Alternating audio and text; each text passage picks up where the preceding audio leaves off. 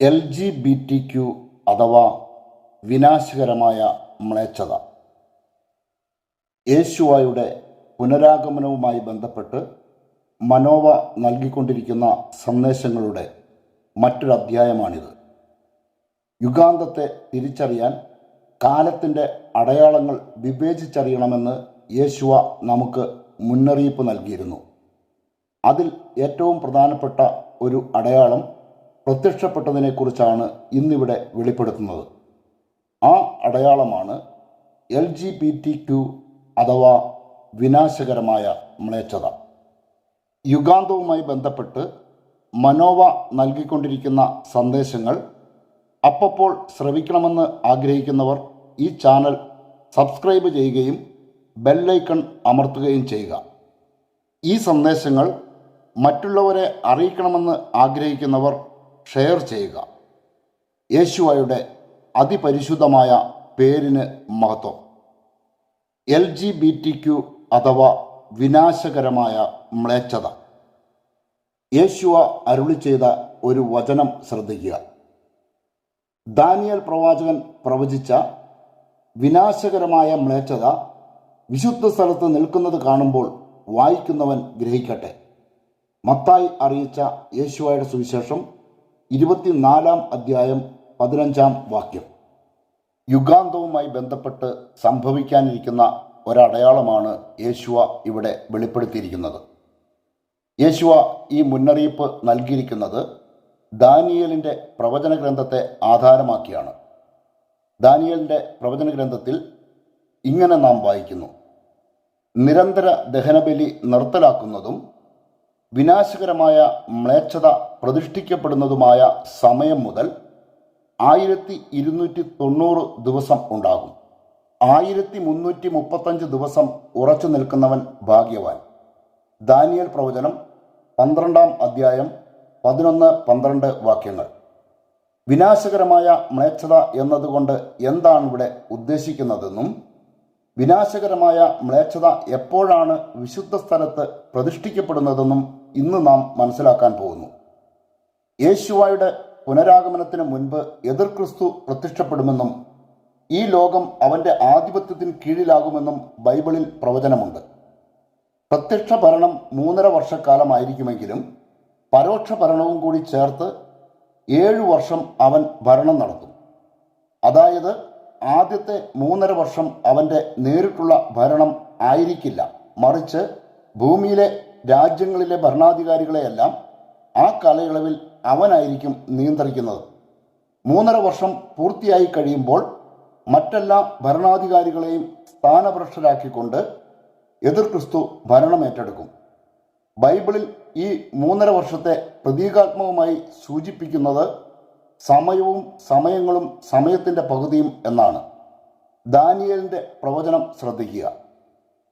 അവൻ അത്യുന്നതനെതിരെ ദൂഷണം പറയും. അത്യുന്നതൻ്റെ പരിശുദ്ധരെ അവൻ പീഡിപ്പിക്കും. നിയമങ്ങളും തിരുനാൾ ദിനങ്ങളും മാറ്റുന്നതിന് അവൻ ആലോചിക്കും. സമയവും സമയങ്ങളും സമയത്തിൻ്റെ പകുതിയും വരെ അവർ അവൻ്റെ കൈകളിൽ ഏൽപ്പിക്കപ്പെടും. ദാനിയേൽ പ്രവചനം 7 അധ്യായം 25 വാക്യം. എതിർ ക്രിസ്തുവിൻ്റെ ഭരണത്തെക്കുറിച്ചുള്ള മറ്റൊരു പ്രവചനം നോക്കുക. അത് സമയവും സമയങ്ങളും സമയത്തിൻ്റെ പകുതിയും വരെ ആയിരിക്കും. വിശുദ്ധ ജനത്തിൻ്റെ ശക്തി തകർക്കാൻ കഴിയുമ്പോൾ ഇവ നിവൃത്തിയാകും. ദാനിയേൽ പ്രവചനം 12 അധ്യായം 7 വാക്യം. സമയം എന്നത് 1 വർഷത്തെയും സമയങ്ങൾ എന്നത് 2 വർഷത്തെയും സമയത്തിൻ്റെ പകുതി എന്നത് 1/2 വർഷത്തെയുമാണ് ഇവിടെ പ്രതിനിധീകരിക്കുന്നത്. ചില പ്രവചനങ്ങളിൽ 3.5 വർഷത്തെയും 3.5 യുഗത്തെയും സൂചിപ്പിക്കാൻ സമയവും സമയങ്ങളും സമയത്തിൻ്റെ പകുതിയും പ്രതീകമാക്കുന്നുണ്ട്. എന്നാൽ എതിർ ക്രിസ്തുവിൻ്റെ ഭരണവുമായി ബന്ധപ്പെട്ട് സമയവും സമയങ്ങളും സമയത്തിൻ്റെ പകുതിയും എന്ന് പ്രതീകാത്മകമായി സൂചിപ്പിച്ചിരിക്കുന്നത് 3.5 വർഷത്തെയാണ്. ഇത് സ്ഥിരീകരിക്കുന്ന മറ്റൊരു പ്രവചനം ശ്രദ്ധിക്കുക. സർപ്പം തൻ്റെ ശക്തിയും സിംഹാസനവും വലിയ അധികാരവും അതിനു കൊടുത്തു. അതിൻ്റെ തലകളിലൊന്ന് മാരകമായി മുറിപ്പെട്ടതുപോലെ തോന്നി. എങ്കിലും മരണകാരണമായ ആ മുറിവ് സുഖപ്പെട്ടു. ഭൂമി മുഴുവൻ ആ മൃഗത്തെക്കുറിച്ച് ആശ്ചര്യപ്പെട്ടു. മൃഗത്തിന് അധികാരം നൽകിയത് നിമിത്തം അവർ സർപ്പത്തെ ആരാധിച്ചു. അവർ ഇങ്ങനെ പറഞ്ഞുകൊണ്ട് മൃഗത്തെയും ആരാധിച്ചു, ഈ മൃഗത്തെ പോലെ ആരുണ്ട്? ഇതിനോട് പോരാടാൻ ആർക്ക് കഴിയും? ദൈവദൂഷണവും വൻപും പറയുന്ന ഒരു വായ് അതിന് നൽകപ്പെട്ടു. 42 മാസം പ്രവർത്തനം നടത്താൻ അതിന് അധികാരവും നൽകപ്പെട്ടു. വെളിപാട് പുസ്തകം 13-ാം അധ്യായം 2 മുതൽ 5 വരെയുള്ള വാക്യങ്ങൾ. 42 മാസം എന്നത് 3.5 വർഷമാണെന്ന് നമുക്കറിയാം. വെളിപാട് പുസ്തകത്തിൽ നിന്നുള്ള ഒരു സൂചന കൂടി നോക്കുക. 42 മാസം അവർ വിശുദ്ധ നഗരത്തെ ചവിട്ടിമെതിക്കും. വെളിപാടിൻ്റെ പുസ്തകം 11-ാം അധ്യായം 2-ാം വാക്യം. എതിർ ക്രിസ്തുവിൻ്റെ ഭരണകാലത്ത് സംഭവിക്കാനിരിക്കുന്ന കാര്യങ്ങളെക്കുറിച്ചുള്ള പ്രവചനങ്ങളിൽ ചിലതാണ് ഇവിടെ നാം വായിച്ചത്. യേശുവായുടെ പേര് വിളിച്ചപേക്ഷിക്കുന്നവരുടെ കൂട്ടായ്മയായ യഥാർത്ഥ സഭയെ ഈ കാലയളവിൽ ദൈവം സംരക്ഷിക്കുമെന്ന ഉറപ്പും പ്രവചനങ്ങളിലൂടെ നമുക്ക് ലഭിച്ചിട്ടുണ്ട്. ഈ പ്രവചനം ശ്രദ്ധിക്കുക. സർപ്പത്തിൻ്റെ വായിൽ നിന്ന് രക്ഷപ്പെട്ട് തൻ്റെ സങ്കേതമായ മരുഭൂമിയിലേക്ക് പറന്നു പോകാൻ വേണ്ടി ആ സ്ത്രീക്ക് വൻ കഴുകൻ്റെ 2 ചിറകുകൾ നൽകപ്പെട്ടു.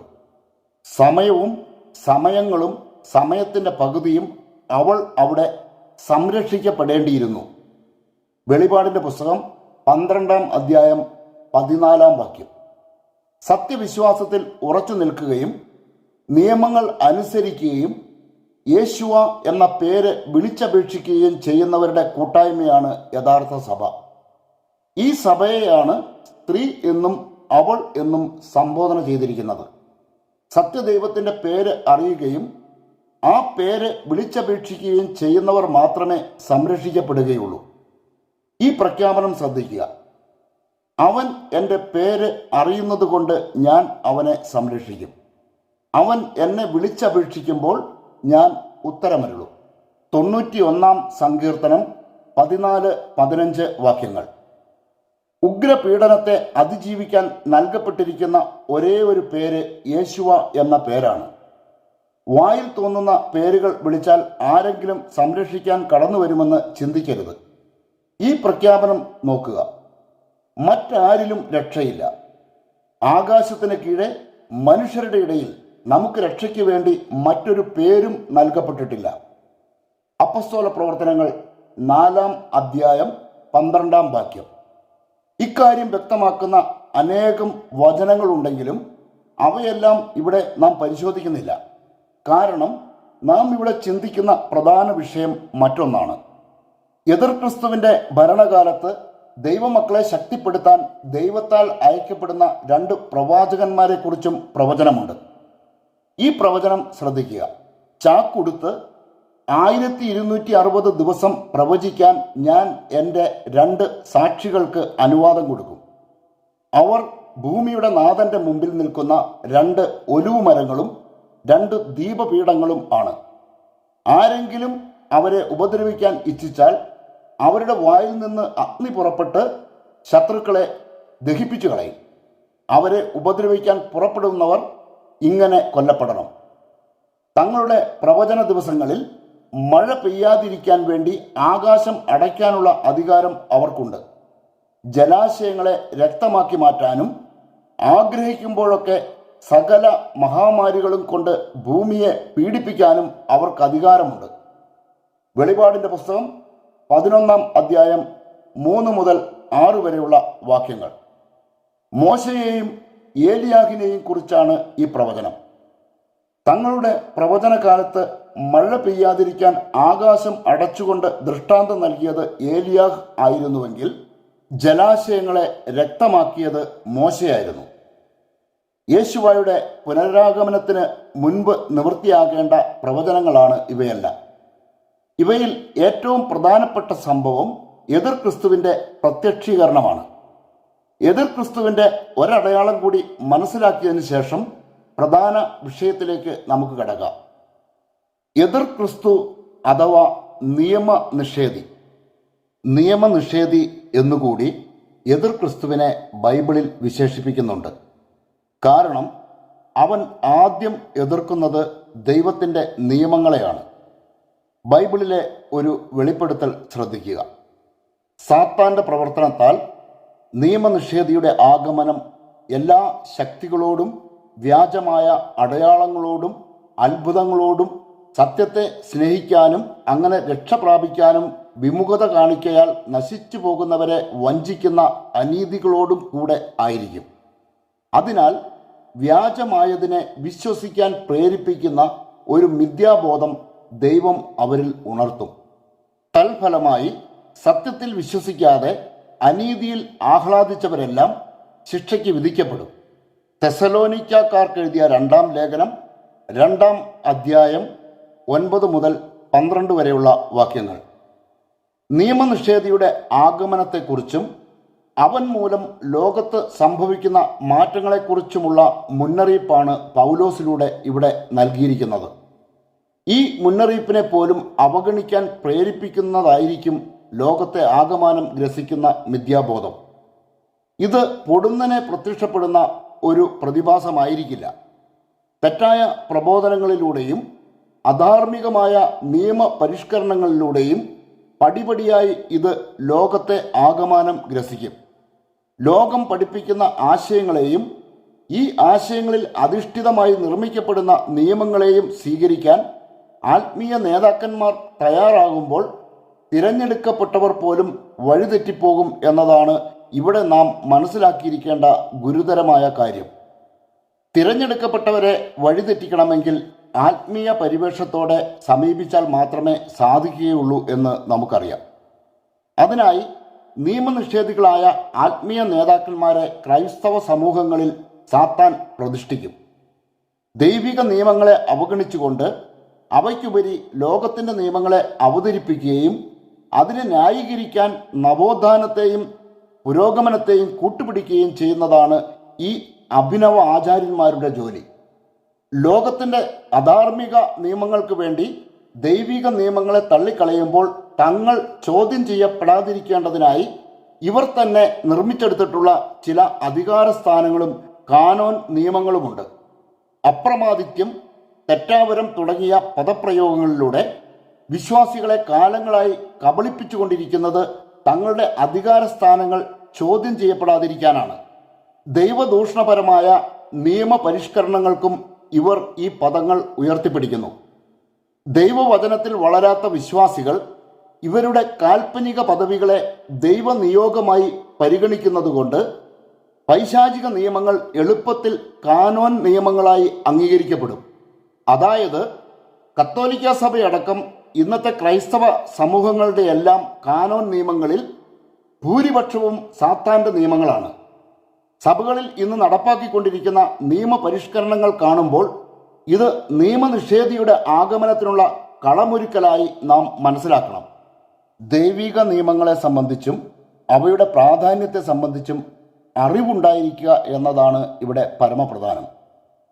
നിയമനിഷേധിയുടെ ആഗമനം തിരിച്ചറിയാൻ ഇത് അനിവാര്യമാണ്. മോശയിലൂടെ നൽകപ്പെട്ട നിയമങ്ങൾ കാലഹരണപ്പെട്ടു എന്ന പ്രബോധനവുമായി പല പണ്ഡിത വേഷധാരികളും രംഗത്തുള്ളത് നമുക്കറിയാം. നിയമനിഷേധിയുടെ ദുരാത്മാവിനാൽ നയിക്കപ്പെടുന്നവരാണ് അക്കൂട്ടർ. മോശയിലൂടെ നൽകപ്പെട്ട ദൈവിക നിയമങ്ങളുടെ മാഹാത്മ്യത്തെക്കുറിച്ച് മോശ തന്നെ നൽകിയ സാക്ഷ്യം കൂടാതെ സ്വർഗത്തിൽ നിന്ന് ഇറങ്ങി വന്ന യേശുവായും സാക്ഷ്യം നൽകിയിട്ടുണ്ട്. ആദ്യം മോശയുടെ സാക്ഷ്യം എന്താണെന്ന് നോക്കുക. ഇതാ, നിങ്ങൾ കൈവശമാക്കാൻ പോകുന്ന രാജ്യത്ത് നിങ്ങൾ അനുഷ്ഠിക്കേണ്ടതിന് എൻ്റെ ദൈവമായ യാഹ്വേ എന്നോട് കൽപ്പിച്ച പ്രകാരം അവൻ്റെ ചട്ടങ്ങളും കൽപ്പനകളും നിങ്ങളെ ഞാൻ പഠിപ്പിച്ചിരിക്കുന്നു. അവയനുസരിച്ച് പ്രവർത്തിക്കുവിൻ. എന്തെന്നാൽ അത് മറ്റു ജനതകളുടെ ദൃഷ്ടിയിൽ നിങ്ങളെ ജ്ഞാനികളും വിവേകികളുമാക്കും. അവർ ഈ കൽപ്പനകളെപ്പറ്റി കേൾക്കുമ്പോൾ മഹത്തായ ഈ ജനത ജ്ഞാനവും വിവേകവുമുള്ളവർ തന്നെ എന്ന് പറയും. നാം വിളിച്ചപേക്ഷിക്കുമ്പോഴൊക്കെ നമ്മുടെ ദൈവമായ യാഹ്വേ നമുക്ക് സമീപസ്ഥനായിരിക്കുന്നത് പോലെ ദൈവം ഇത്ര അടുത്തുള്ള വേറെ ഏതു ശ്രേഷ്ഠ ജനതയാണുള്ളത്? ഞാൻ ഇന്ന് നിങ്ങളുടെ മുൻപിൽ വച്ചിരിക്കുന്ന നിയമസംഹിതയിലേതുപോലെ നീതിപൂർണമായ ചട്ടങ്ങളും നിയമങ്ങളും മറ്റേതു ശ്രേഷ്ഠ ജനതയ്ക്കാണുള്ളത്? നിയമഗ്രന്ഥം 4 അധ്യായം 5 മുതൽ 8 വരെയുള്ള വാക്യങ്ങൾ. മോശ നൽകുന്ന ഈ മുന്നറിയിപ്പ് കൂടി ശ്രദ്ധിക്കുക. ഞാൻ നൽകുന്ന കൽപ്പനകളോട് ഒന്നും കൂട്ടിച്ചേർക്കുകയോ അതിൽ നിന്ന് എന്തെങ്കിലും എടുത്തു കളയുകയോ അരുത്. ഞാൻ നിങ്ങളെ അറിയിക്കുന്ന നിങ്ങളുടെ ദൈവമായ യാഹ്വയുടെ കൽപ്പനകൾ അനുസരിക്കുവിൻ. നിയമഗ്രന്ഥം 4 അധ്യായം 2 വാക്യം. മോശയിലൂടെ നൽകപ്പെട്ട നിയമങ്ങൾ അനുസരിക്കാൻ ക്രിസ്ത്യാനികൾക്ക് ബാധ്യതയുണ്ടോ എന്നറിയാൻ യേശുവയുടെ വാക്കുകൾ കൂടി പരിശോധിക്കേണ്ടിയിരിക്കുന്നു. കാരണം ഒരു ക്രിസ്ത്യാനിയെ സംബന്ധിച്ചിടത്തോളം അവസാന വാക്ക് യേശുവയാണ്. മോശയിലൂടെ നൽകപ്പെട്ട നിയമങ്ങളെക്കുറിച്ച് യേശുവ അരുളി ചെയ്തിരിക്കുന്നത് നോക്കുക. നിയമത്തെയോ പ്രവാചകന്മാരെയോ അസാധുവാക്കാനാണ് ഞാൻ വന്നതെന്ന് നിങ്ങൾ വിചാരിക്കരുത്. അസാധുവാക്കാനല്ല, പൂർത്തിയാക്കാനാണ് ഞാൻ വന്നത്. ആകാശവും ഭൂമിയും കടന്നു പോകുന്നത് വരെ സമസ്തവും നിറവേറുവോളം നിയമത്തിൽ നിന്ന് വള്ളിയോ പുള്ളിയോ മാറുകയില്ലെന്ന് സത്യമായി ഞാൻ നിങ്ങളോട് പറയുന്നു. ഈ പ്രമാണങ്ങളിൽ ഏറ്റവും നിസ്സാരമായ ഒന്ന് ലംഘിക്കുകയോ ലംഘിക്കാൻ മറ്റുള്ളവരെ പഠിപ്പിക്കുകയോ ചെയ്യുന്നവൻ സ്വർഗരാജ്യത്തിൽ ചെറിയവനെന്ന് വിളിക്കപ്പെടും. എന്നാൽ അത് അനുസരിക്കുകയും പഠിപ്പിക്കുകയും ചെയ്യുന്നവൻ സ്വർഗരാജ്യത്തിൽ വലിയവനെന്ന് വിളിക്കപ്പെടും. മത്തായി അറിയിച്ച യേശുവയുടെ സുവിശേഷം 5 അധ്യായം 17 മുതൽ 19 വരെയുള്ള വാക്യങ്ങൾ. ക്രൈസ്തവരെ സംബന്ധിച്ചിടത്തോളം അവസാന വാക്കാണിത്. പണ്ഡിത വേഷത്തിൽ വന്ന് വിശ്വാസികളെ നിയമനിഷേധത്തിന് പ്രേരിപ്പിക്കുകയും നിയമപരിഷ്കരണങ്ങളിലൂടെ സഭകളെ സാത്താൻ്റെ ഗുഹകളാക്കി മാറ്റുകയും ചെയ്യുന്നവരെ കരുതിയിരിക്കണമെന്നും യേശുവ മുന്നറിയിപ്പ് നൽകിയിട്ടുണ്ട്. യേശുവയുടെ വാക്കുകൾ ശ്രദ്ധിക്കുക. നിങ്ങളുടെ നീതി നിയമജ്ഞരുടെയും ഫരിസേയരുടെയും നീതിയെ അതിശയിക്കുന്നില്ലെങ്കിൽ നിങ്ങൾ സ്വർഗരാജ്യത്തിൽ പ്രവേശിക്കുകയില്ലെന്ന് ഞാൻ നിങ്ങളോട് പറയുന്നു. മത്തായി അറിയിച്ച യേശുവയുടെ സുവിശേഷം 5 അധ്യായം 20 വാക്യം. നിയമജ്ഞരുടെയും ഫരിസേയരുടെയും സ്ഥാനത്താണ് തങ്ങളെന്ന് വാദിക്കുന്ന മെത്രാൻ സംഘത്തെ നാം കരുതിയിരിക്കണം. അവർ നിർമ്മിക്കുന്ന നീതിരഹിതവും അധാർമികവും മ്ലേച്ഛവുമായ നിയമങ്ങളെ അവജ്ഞയോടെ തള്ളിക്കളയുകയും വേണം. എന്തെന്നാൽ നിയമനിഷേധിയുടെ ദുരാത്മാവാണ് അവരിൽ കുടികൊള്ളുന്നത്. നിയമങ്ങളെ ദുർബലപ്പെടുത്താനോ അസ്ഥിരപ്പെടുത്താനോ മാറ്റിമറിക്കാനോ നടത്തുന്ന ഏതൊരു ശ്രമത്തിൻ്റെയും പിന്നിൽ നിയമനിഷേധിക്കു വേണ്ടിയുള്ള വിടുവേല നാം തിരിച്ചറിയണം. ദൈവം വെറുക്കുന്ന കാര്യങ്ങളെയാണ് നിയമം മൂലം അവിടുന്ന് നമുക്ക് നിഷിദ്ധമാക്കിയിരിക്കുന്നത്. അതായത് ദൈവം ഇഷ്ടപ്പെടുന്നതെന്തെന്നും ദൈവം വെറുക്കുന്നതെന്തെന്നും മനസ്സിലാക്കണമെങ്കിൽ അവിടുത്തെ പ്രമാണങ്ങൾ പരിശോധിച്ചാൽ മതി. ദൈവം പരിശുദ്ധനായിരിക്കുന്നത് കൊണ്ട് അശുദ്ധിയിൽ വ്യാപരിക്കാൻ അവിടുത്തേക്ക് സാധിക്കില്ല എന്നതാണ് അടിസ്ഥാനപരമായി നാം അറിഞ്ഞിരിക്കേണ്ട സത്യം. ദൈവത്തിന് നമ്മോടൊപ്പം വസിക്കണമെങ്കിൽ നമ്മുടെ ഇടയിൽ അവിടുന്ന് വെറുക്കുന്നതൊന്നും ഉണ്ടാകാൻ പാടില്ല. വിശുദ്ധരുടെ കൂട്ടായ്മയായ സഭയിൽ ദൈവം വെറുക്കുന്ന മ്ലേച്ഛതകൾ പ്രത്യക്ഷപ്പെട്ടാൽ ആ സഭയോടൊപ്പം ദൈവത്തിൻ്റെ സംരക്ഷണമോ സാന്നിധ്യമോ ഉണ്ടായിരിക്കില്ല എന്ന യാഥാർത്ഥ്യം തിരിച്ചറിയാത്തിടത്തോളം കാലം സഭാംഗങ്ങൾ അരക്ഷിതാവസ്ഥയിൽ തന്നെയാണ്. ഈ അരക്ഷിതാവസ്ഥയിൽ സഭ എത്തിച്ചേരുമ്പോൾ മാത്രമേ സാത്താന് അതിനെ തകർക്കാൻ കഴിയുകയുള്ളൂ. ദൈവം കൂടെയുണ്ട് എന്ന ധാരണയിൽ മുന്നോട്ട് പോവുകയും യഥാർത്ഥത്തിൽ അവിടുന്ന് കൂടെ ഇല്ലാതിരിക്കുകയും ചെയ്യുന്ന അവസ്ഥയാണ് അരക്ഷിതാവസ്ഥയുടെ ഏറ്റവും മാരകമായ തലം. ഈ തലത്തിൽ ക്രൈസ്തവരെ എത്തിക്കുക എന്ന ടാർഗറ്റ് ഇപ്പോൾ തന്നെ സാത്താൻ അച്ചീവ് ചെയ്തു കഴിഞ്ഞു. ഇത് ദാനിയേൽ പ്രവചനത്തിൻ്റെ പൂർത്തീകരണമാണ്. ഒന്നൊഴിയാതെ എല്ലാ ക്രൈസ്തവ സമൂഹങ്ങളും ഈ അരക്ഷിതാവസ്ഥയിൽ എങ്ങനെ എത്തിച്ചേർന്നുവെന്നത് നാം ഗൗരവമായി ചിന്തിക്കണം. മാത്രവുമല്ല, ഈ അവസ്ഥയിൽ നിന്ന് പുറത്തു കടക്കാനുള്ള മാർഗവും നാം കണ്ടെത്തണം. അതെ, ക്രൈസ്തവ സമൂഹങ്ങൾ എങ്ങനെ അരക്ഷിതാവസ്ഥയിൽ അകപ്പെട്ടു എന്നതിനെക്കുറിച്ചും ഈ അരക്ഷിതാവസ്ഥയിൽ നിന്ന് പുറത്തു കടക്കാൻ എന്താണ് പോംവഴി എന്നതുമാണ് നാം ഇവിടെ പരിശോധിക്കുന്നത്. ദാനിയേൽ പ്രവചനം നാം ഓർക്കേണ്ടത് ഇവിടെയാണ്. ക്രൈസ്തവരെ അരക്ഷിതാവസ്ഥയിൽ എത്തിച്ച തെറ്റാവരവും അപ്രമാദിത്യ അധികാരവും. അപ്രമാദിത്യം, തെറ്റാവരം എന്നീ ദുരൂഹ പദങ്ങളെ സംബന്ധിച്ച് വ്യക്തമായി അറിഞ്ഞിരിക്കേണ്ട ഒരു സത്യമുണ്ട്. ഈ ഭൂമിയിൽ ആർക്കും തെറ്റാവരമോ അപ്രമാദിത്യ അധികാരമോ ഇല്ല എന്നതാണ് ആ സത്യം. സഭയുടെ ഏക പരമാധികാരി യേശുവയാണ്. സഭയിലെ അംഗങ്ങൾ ഓരോരുത്തരും വിവിധങ്ങളായ ശുശ്രൂഷകൾ ചെയ്യുന്നുണ്ടെങ്കിലും അവരാരും സഭയുടെ പരമാധികാരികളല്ല. യേശുവ മുൻകൂട്ടി കൽപ്പിച്ചിട്ടുള്ളതനുസരിച്ച് തങ്ങളുടെ ശുശ്രൂഷകൾ നിർവഹിക്കാൻ ചുമതലപ്പെട്ടിട്ടുള്ള സേവകർ മാത്രമാണ് അവരെല്ലാം. ക്രിസ്തുവിൻ്റെ സഭയിൽ ഒരാളെ ചേർക്കുന്നത് യേശുവായതുകൊണ്ട് തന്നെ സഭയിൽ നിന്ന് ഒരുവനെ പുറത്താക്കാൻ ഒരു മനുഷ്യനും അവകാശമില്ല എന്നതാണ് മറ്റൊരു സത്യം. ഒരുവനെ സഭയുടെ കൂട്ടായ്മയിൽ ചേർക്കുന്നത് ആരാണെന്ന് നോക്കുക. അവർ ദൈവത്തെ സ്തുതിക്കുകയും എല്ലാ മനുഷ്യരുടെയും സംപ്രീതിക്ക് പാത്രമാകുകയും ചെയ്തു. രക്ഷ പ്രാപിക്കുന്നവരെ യേശുവ അവരുടെ ഗണത്തിൽ പ്രതിദിനം ചേർത്തുകൊണ്ടിരുന്നു. അപ്പസ്തോലന്മാരുടെ പ്രവർത്തനങ്ങൾ 2-ാം അധ്യായം 47-ാം വാക്യം. രക്ഷ പ്രാപിക്കുന്നവരെ സഭാസമൂഹത്തിലേക്ക് ചേർക്കുന്നത് യേശുവായാണെന്ന് ഇവിടെ വ്യക്തമായി പറഞ്ഞിരിക്കുന്നു. യേശുവായാണ് ഒരുവനെ സഭയിൽ ചേർക്കുന്നതെങ്കിൽ അവനെ പുറത്താക്കാൻ മനുഷ്യർക്ക് സാധിക്കുമോ? യേശുവ തന്നെ പറഞ്ഞിരിക്കുന്നത് ശ്രദ്ധിക്കുക. പിതാവ് എനിക്ക് നൽകുന്നവരെല്ലാം എൻ്റെ അടുത്ത് വരും. എൻ്റെ അടുക്കൽ വരുന്നവനെ ഞാൻ ഒരിക്കലും തള്ളിക്കളയുകയുമില്ല. യോഹന്നാൻ അറിയിച്ച യേശുവയുടെ സുവിശേഷം 6-ാം അധ്യായം 37-ാം വാക്യം. തൻ്റെ അടുക്കൽ വരുന്ന ആരെയും താൻ തള്ളിക്കളയുകയില്ലെന്ന് യേശുവ പ്രഖ്യാപിച്ചിരിക്കുന്നു. യേശുവയുടെ നിയമത്തിൽ നിലനിൽക്കുന്ന കാലത്തോളം ഒരുവനു സഭയിൽ തുടരാൻ സാധിക്കും. എന്നാൽ യേശുവയെ ഉപേക്ഷിച്ച് അന്യദൈവങ്ങളുടെ പിന്നാലെ പോകുകയോ അവിടുത്തെ പ്രമാണങ്ങളിൽ നിന്ന് വ്യതിചലിക്കുകയോ ചെയ്യുന്ന ഏതൊരുവനും സഭയുടെ കൂട്ടായ്മയിൽ നിന്ന് പുറത്തു പോകും. അങ്ങനെയുള്ളവരെ ആരും പുറത്താക്കേണ്ട ആവശ്യമില്ല. മറിച്ച് അവർ സ്വാഭാവികമായും സഭയ്ക്ക് പുറത്താണ്. അതായത് ഒരുവൻ സ്വമേധയാ വിശ്വാസം ഉപേക്ഷിക്കുമ്പോൾ മാത്രമേ അവൻ രക്ഷയിൽ നിന്ന് പുറത്തു പോവുകയുള്ളൂ. യേശുവയുടെ സഭ എന്നാൽ രക്ഷയിലേക്ക് കടന്നു വന്നവരുടെ കൂട്ടായ്മയാണ്. യേശുവയുടെ വചനത്തിൽ നിലനിൽക്കുന്ന കാലത്തോളം ഓരോരുത്തരും അവിടുത്തെ ശിഷ്യന്മാരുമാണ്.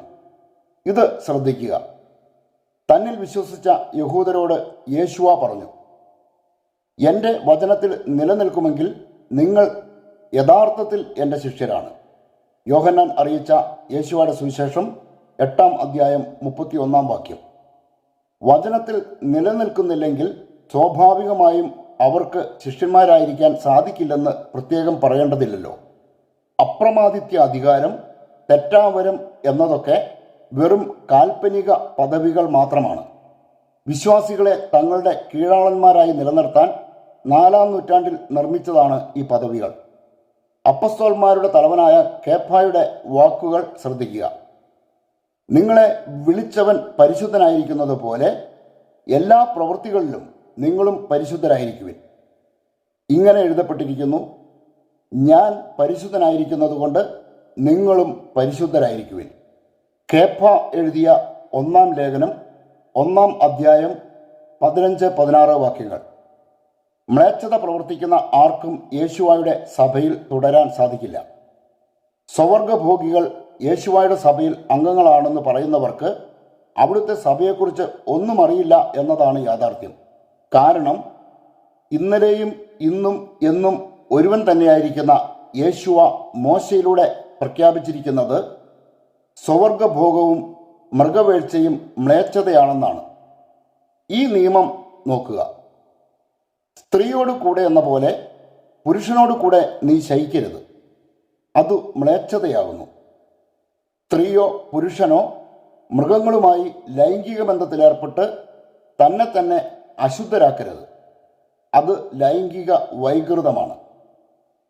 ലേവ്യരുടെ പുസ്തകം 18-ാം അധ്യായം 22-23 വാക്യങ്ങൾ. ഈ നിയമം പരസ്യമായി ലംഘിച്ചുകൊണ്ട് സഭയിൽ ആർക്കെങ്കിലും തുടരാൻ സാധിക്കുമോ? ഇവർക്ക് മാത്രമല്ല, ഇവരെ പിന്തുണയ്ക്കുകയോ ന്യായീകരിക്കുകയോ ചെയ്യുന്ന ഏതൊരുവനും സഭയുടെ കൂട്ടായ്മയിൽ നിന്ന് വിച്ഛേദിക്കപ്പെട്ടിരിക്കുന്നു. സഭയിലെ അംഗങ്ങളെക്കുറിച്ച് സഭാശ്രേഷ്ഠൻ പറയുന്നത് നോക്കുക. നിങ്ങൾ തിരഞ്ഞെടുക്കപ്പെട്ട വംശവും രാജകീയ പുരോഹിത ഗണവും വിശുദ്ധ ജനതയും ദൈവത്തിൻ്റെ സ്വന്തം ജനവുമാണ്.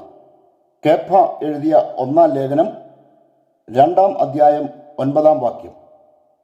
സഭയിലേക്ക് ചേർക്കപ്പെട്ടവരെക്കുറിച്ച് പൗലോസ് പറയുന്നത് കൂടി ശ്രദ്ധിക്കുക.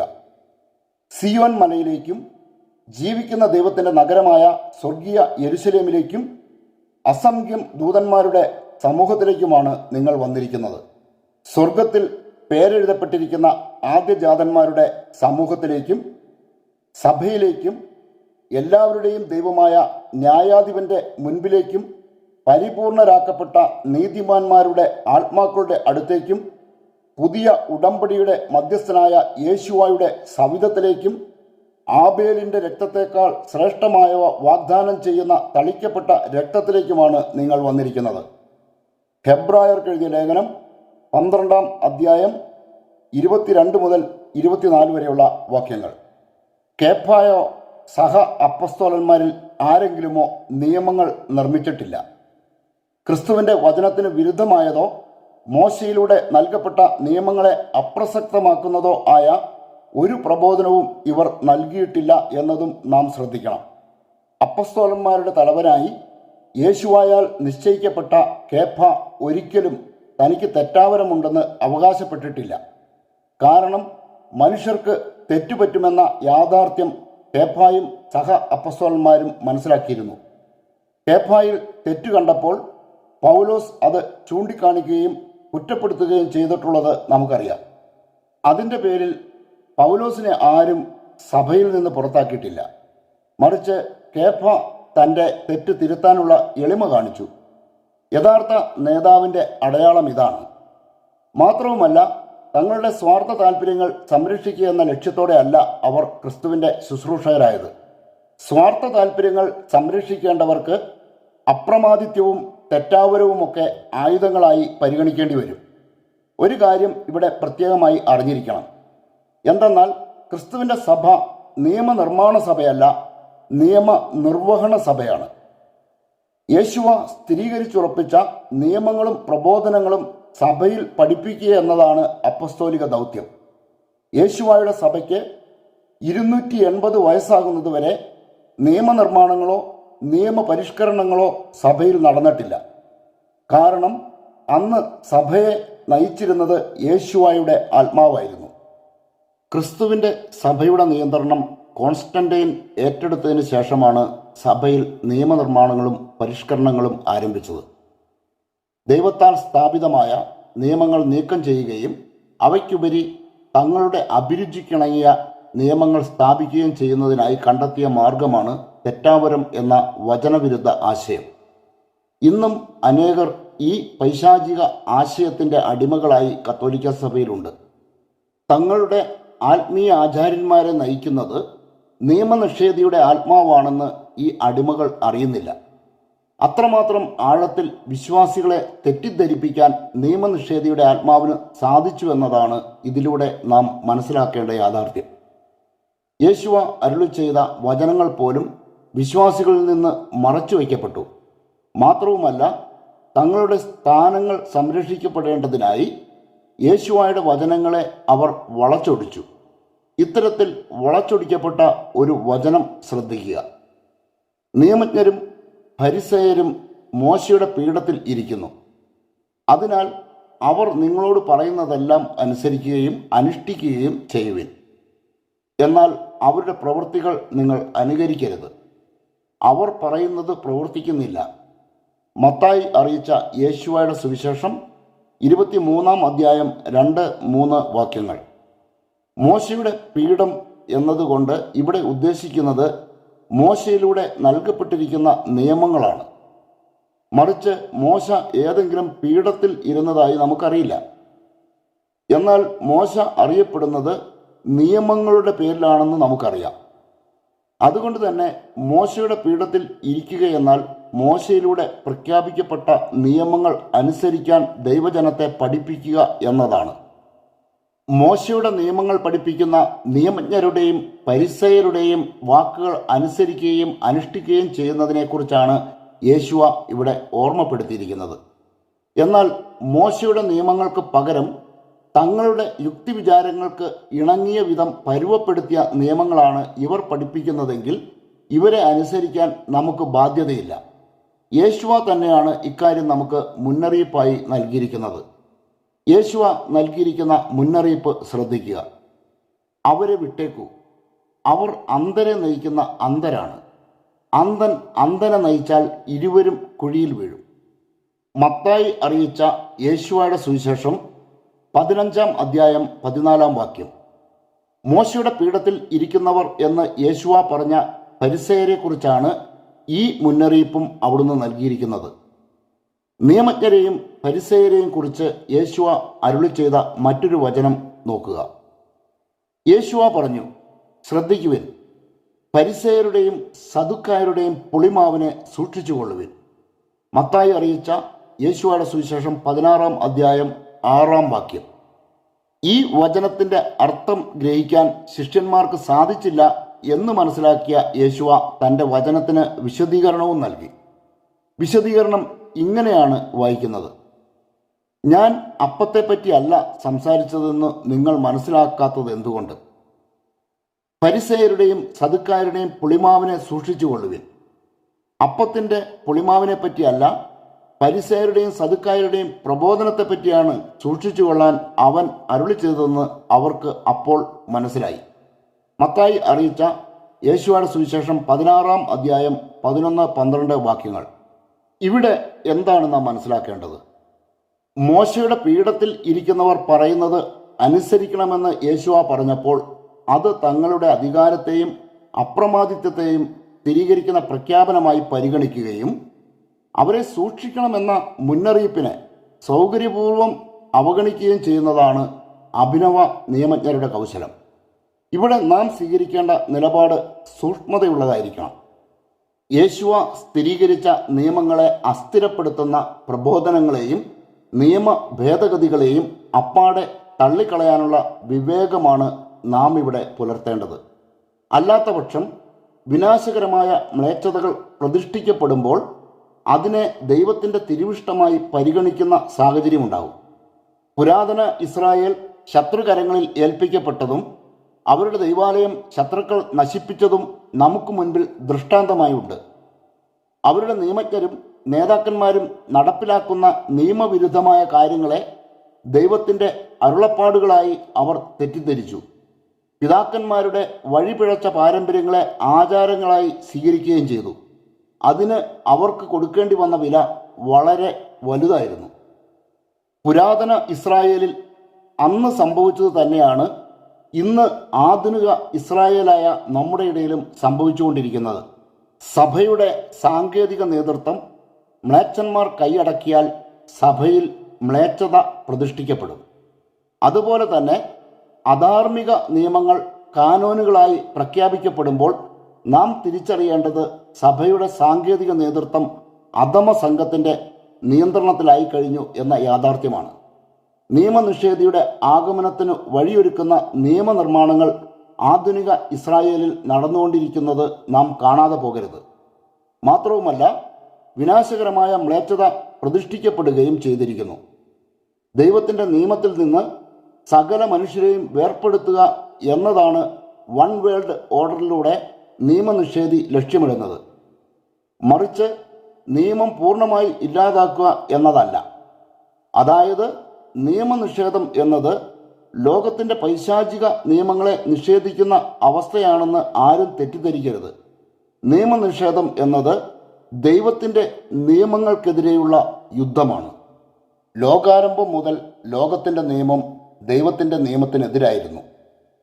ലോകമുള്ള കാലത്തോളം അത് അങ്ങനെ ആയിരിക്കുകയും ചെയ്യും.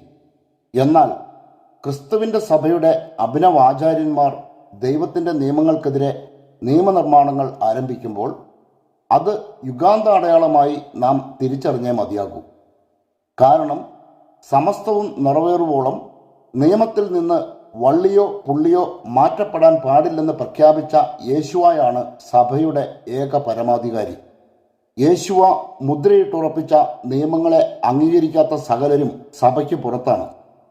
ഈ ലോകത്തുള്ള ഒരു സംഘടനയിൽ അംഗമാകണമെങ്കിൽ പോലും ആ സംഘടനയുടെ നിയമാവലികൾ അംഗീകരിക്കണം. അതുപോലെ തന്നെ ഒരു രാജ്യത്തിൻ്റെ ഭരണഘടനയിൽ വിശ്വാസവും കൂറും പ്രഖ്യാപിച്ചാൽ മാത്രമേ ആ രാജ്യത്തിൻ്റെ പൗരത്വം ഒരുവന് ലഭിക്കുകയുള്ളൂ. രാഷ്ട്രീയ സംഘടനകളിലും മതങ്ങളിലും അംഗങ്ങളായി തുടരണമെങ്കിലും ഇത് ബാധകമാണ്. മനുഷ്യനിർമ്മിത മതങ്ങളുടെയും പ്രസ്ഥാനങ്ങളുടെയും നിയമങ്ങൾ മനുഷ്യനിർമ്മിതമായിരിക്കുമെന്ന് നമുക്കറിയാം. അതുകൊണ്ട് തന്നെ അവയിൽ ഭേദഗതികൾ വരുത്താൻ മനുഷ്യർക്ക് അവകാശമുണ്ട്. 2/3 ഭൂരിപക്ഷത്തോടെ മനുഷ്യനിർമ്മിത നിയമങ്ങളിൽ ഭേദഗതികൾ സാധ്യമാണ്. എന്നാൽ ദൈവം നിർമ്മിച്ച നിയമങ്ങളിൽ ഭേദഗതികൾ വരുത്താൻ ഭൂമിയിലെ ഏതെങ്കിലും മനുഷ്യനോ ഏതെങ്കിലും പ്രഭുത്വങ്ങൾക്കോ അധികാരമില്ല. കാരണം ക്രിസ്തീയ നിയമങ്ങൾ മനുഷ്യനിർമ്മിതമല്ല, മറിച്ച് ദൈവം തൻ്റെ ചൂണ്ടുവിരൽ കൊണ്ട് എഴുതിയവയാണ്. മോശയുടെ വാക്കുകൾ ശ്രദ്ധിക്കുക. ഹോറബിൽ നിങ്ങളുടെ ദൈവമായ യാഹ്വേയുടെ മുൻപിൽ നിങ്ങൾ നിന്ന ദിവസം യാഹ്വേ എന്നോട് ആജ്ഞാപിച്ചു, ജനത്തെ എൻ്റെ മുൻപിൽ വിളിച്ചുകൂട്ടുക.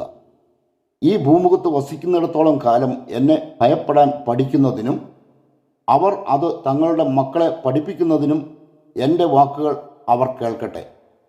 നിങ്ങൾ അടുത്തു വന്ന് പർവ്വതത്തിൻ്റെ അടിവാരത്ത് നിന്നു. ആകാശത്തോളം ഉയർന്ന അഗ്നിയിൽ പർവ്വതം ജ്വലിച്ചുകൊണ്ടിരുന്നു. അന്ധകാരവും കനത്ത മേഘവും അതിനെ ആവരണം ചെയ്തിരുന്നു. അപ്പോൾ അഗ്നിയുടെ മധ്യത്തിൽ നിന്ന് യാഹ്വേ നിങ്ങളോട് സംസാരിച്ചു. നിങ്ങൾ ശബ്ദം കേട്ടു, ശബ്ദം മാത്രം, രൂപം കണ്ടില്ല. തൻ്റെ ഉടമ്പടി അവൻ നിങ്ങളോട് പ്രഖ്യാപിച്ചു. നിങ്ങളോട് അനുഷ്ഠിക്കാൻ അവൻ ആജ്ഞാപിച്ച 10 കൽപ്പനകളാണവ. 2 കൽപ്പലകകളിൽ അവൻ അവ എഴുതി. നിങ്ങൾ ചെന്ന് കൈവശമാക്കുന്ന ദേശത്ത് നിങ്ങൾ അനുഷ്ഠിക്കേണ്ട ചട്ടങ്ങളും നിയമങ്ങളും നിങ്ങളെ പഠിപ്പിക്കാൻ യാഹ്വേ അന്ന് എന്നോട് കൽപ്പിച്ചു. നിയമഗ്രന്ഥം 4-ാം അധ്യായം 10 മുതൽ 14 വരെയുള്ള വാക്യങ്ങൾ.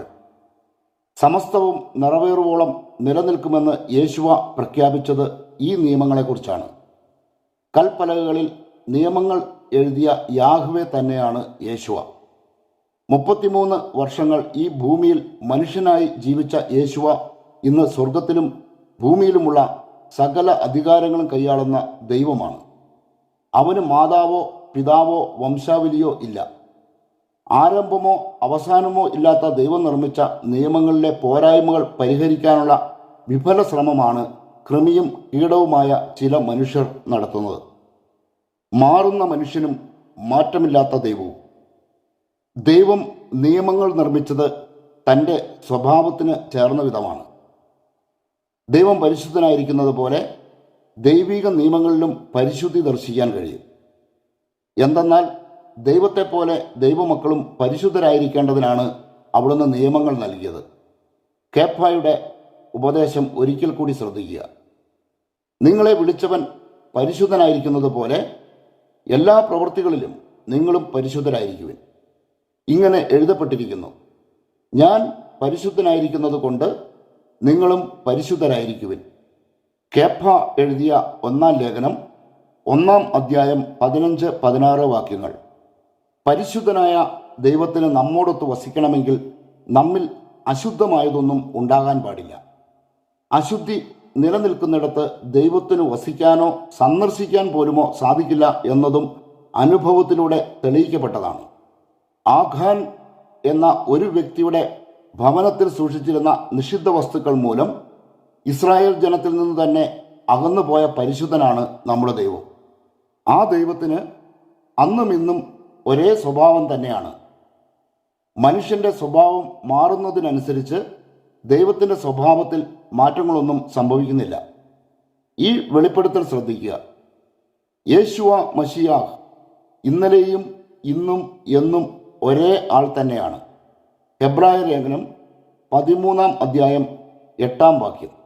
ദൈവത്തിൻ്റെ പരിശുദ്ധിക്ക് മാറ്റം സംഭവിച്ചാൽ മാത്രമേ അവിടുത്തെ നിയമങ്ങളിൽ മാറ്റമുണ്ടാകുകയുള്ളൂ. ദൈവമായ യാഹ്വയുടെ പരിശുദ്ധിക്ക് ഒരിക്കലും മാറ്റമില്ലാത്തതുപോലെ അവിടുത്തെ പരിശുദ്ധിക്ക് യോജിച്ച വിധം അവിടുന്ന് പ്രഖ്യാപിച്ച നിയമങ്ങളിലും മാറ്റങ്ങളുണ്ടാകില്ല. മ്ലേച്ഛതയെന്ന് അവിടുന്ന് പ്രഖ്യാപിച്ചിട്ടുള്ളത് മ്ലേച്ഛതയും ലൈംഗിക വൈകൃതമെന്ന് പ്രഖ്യാപിച്ചിട്ടുള്ളത് ലൈംഗിക വൈകൃതവുമാണ്. യാഹ്വേ ഒരിക്കലും വ്യാജം പറഞ്ഞിട്ടില്ല. പറഞ്ഞ കാര്യത്തെ ഓർത്ത് അവിടുന്ന് അനുദപിക്കുകയുമില്ല. ഈ വചനം ശ്രദ്ധിക്കുക. വ്യാജം പറയാൻ ദൈവം മനുഷ്യനല്ല, അനുദപിക്കാൻ അവൻ മനുഷ്യപുത്രനുമല്ല. പറഞ്ഞത് അവൻ ചെയ്യാതിരിക്കുമോ? പറഞ്ഞത് നിറവേറ്റാതിരിക്കുമോ? സംഖ്യാപുസ്തകം 23 അധ്യായം 19 വാക്യം. യാഹ്വേ തന്നെയാണ് യേശുവ. അതുകൊണ്ട് തന്നെ യേശുവ സ്ഥിരീകരിച്ച നിയമങ്ങൾ അവിടുന്ന് പിൻവലിക്കുകയുമില്ല. അതിനാൽ മനുഷ്യരിൽ ആരെങ്കിലും അതിന് ശ്രമിക്കുന്നുവെങ്കിൽ അവരെ നയിക്കുന്നത് നിയമനിഷേധിയുടെ ദുരാത്മാവാണെന്ന് നാം തിരിച്ചറിയണം. യേശുവ ആരാണെന്ന് വെളിപ്പെടുത്തിയിരിക്കുന്ന മറ്റൊരു വചനം ശ്രദ്ധിക്കുക. ഞാൻ ആൽഫയും ഒമേഗയുമാണ്, ഒന്നാമനും ഒടുവിലത്തവനും, ആദിയും അന്തവും. വെളിപാടിൻ്റെ പുസ്തകം 22 അധ്യായം 13 വാക്യം. തൻ്റെ വചനം കഠിനമാണെന്ന് പറഞ്ഞുകൊണ്ട് അനേകർ തന്നെ ഉപേക്ഷിച്ചു പോയെങ്കിലും തൻ്റെ നിലപാടിൽ നിന്ന് ഒരു ചുവട് പോലും പിന്നോട്ട് പോകാത്തവനാണ് യേശുവ.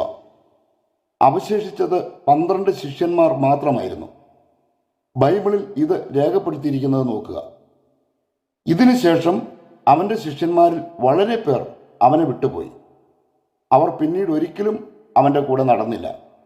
യേശുവ 12 പേരോടുമായി ചോദിച്ചു, നിങ്ങളും പോകാൻ ആഗ്രഹിക്കുന്നുവോ? യോഹന്നാൻ അറിയിച്ച യേശുവയുടെ സുവിശേഷം 6 അധ്യായം 66 67 വാക്യങ്ങൾ. തൻ്റെ കൂടെ അവശേഷിച്ച 12 പേരെ തന്നോടൊപ്പം നിലനിർത്തേണ്ടതിനായി യേശുവ തൻ്റെ വചനങ്ങൾ മയപ്പെടുത്തിയില്ല.